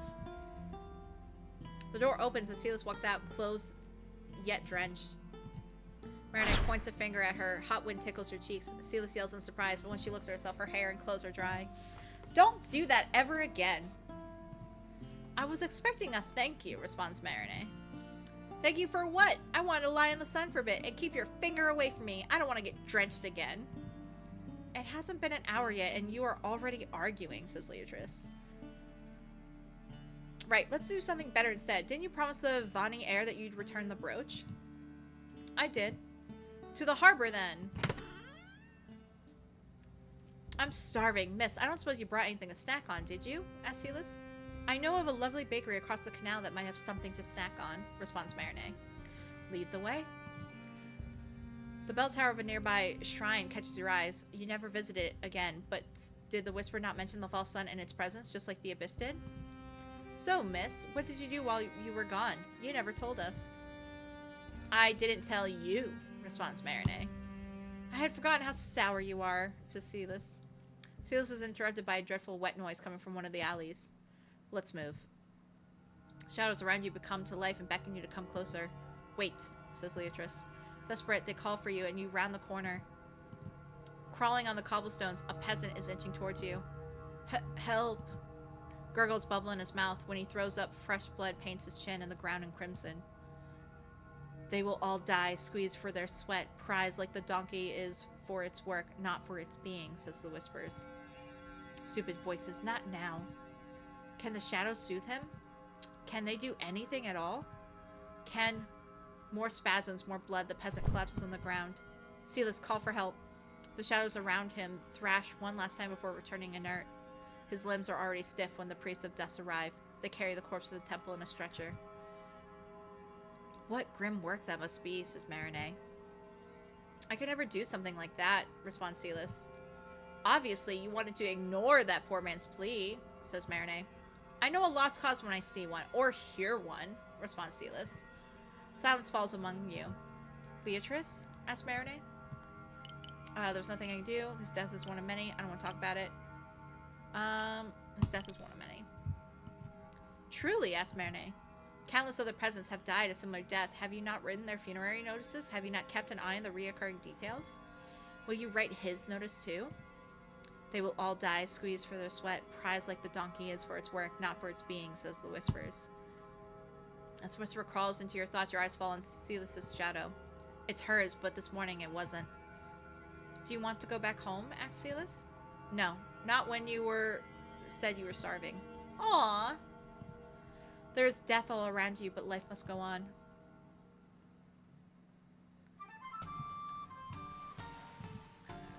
I think with that, this is the perfect... That's not what I want to. Place to stop. I was gonna, wanted to see the Vani again before ending stream, but I got some errands to do. I still gotta call my parents, so I appreciate y'all taking the time to be with me, hanging out with me this awesome Sunday morning. I will be back Tuesday night, 6 p.m. Mountain Standard Time for Dragon Age the Veilguard. My boss is in town Monday, Tuesday, Wednesday, so if anything changes for every reason, like she has me do like a company dinner or whatever, I will keep you all updated, but I don't expect to. She typically just hangs out with me in the morning and then does her own thing in the afternoon, evening, but I will keep you posted. I will not read out today just because I hate raiding and running, and since that's what would be something I have to do, I'm just gonna chill. But anyway, yeah, of course, Sinister, thank you for being here. I appreciate you so much. I will miss you. I hope you stay safe, stay healthy. And yeah, I'll see you all on Tuesday. Until next time, though.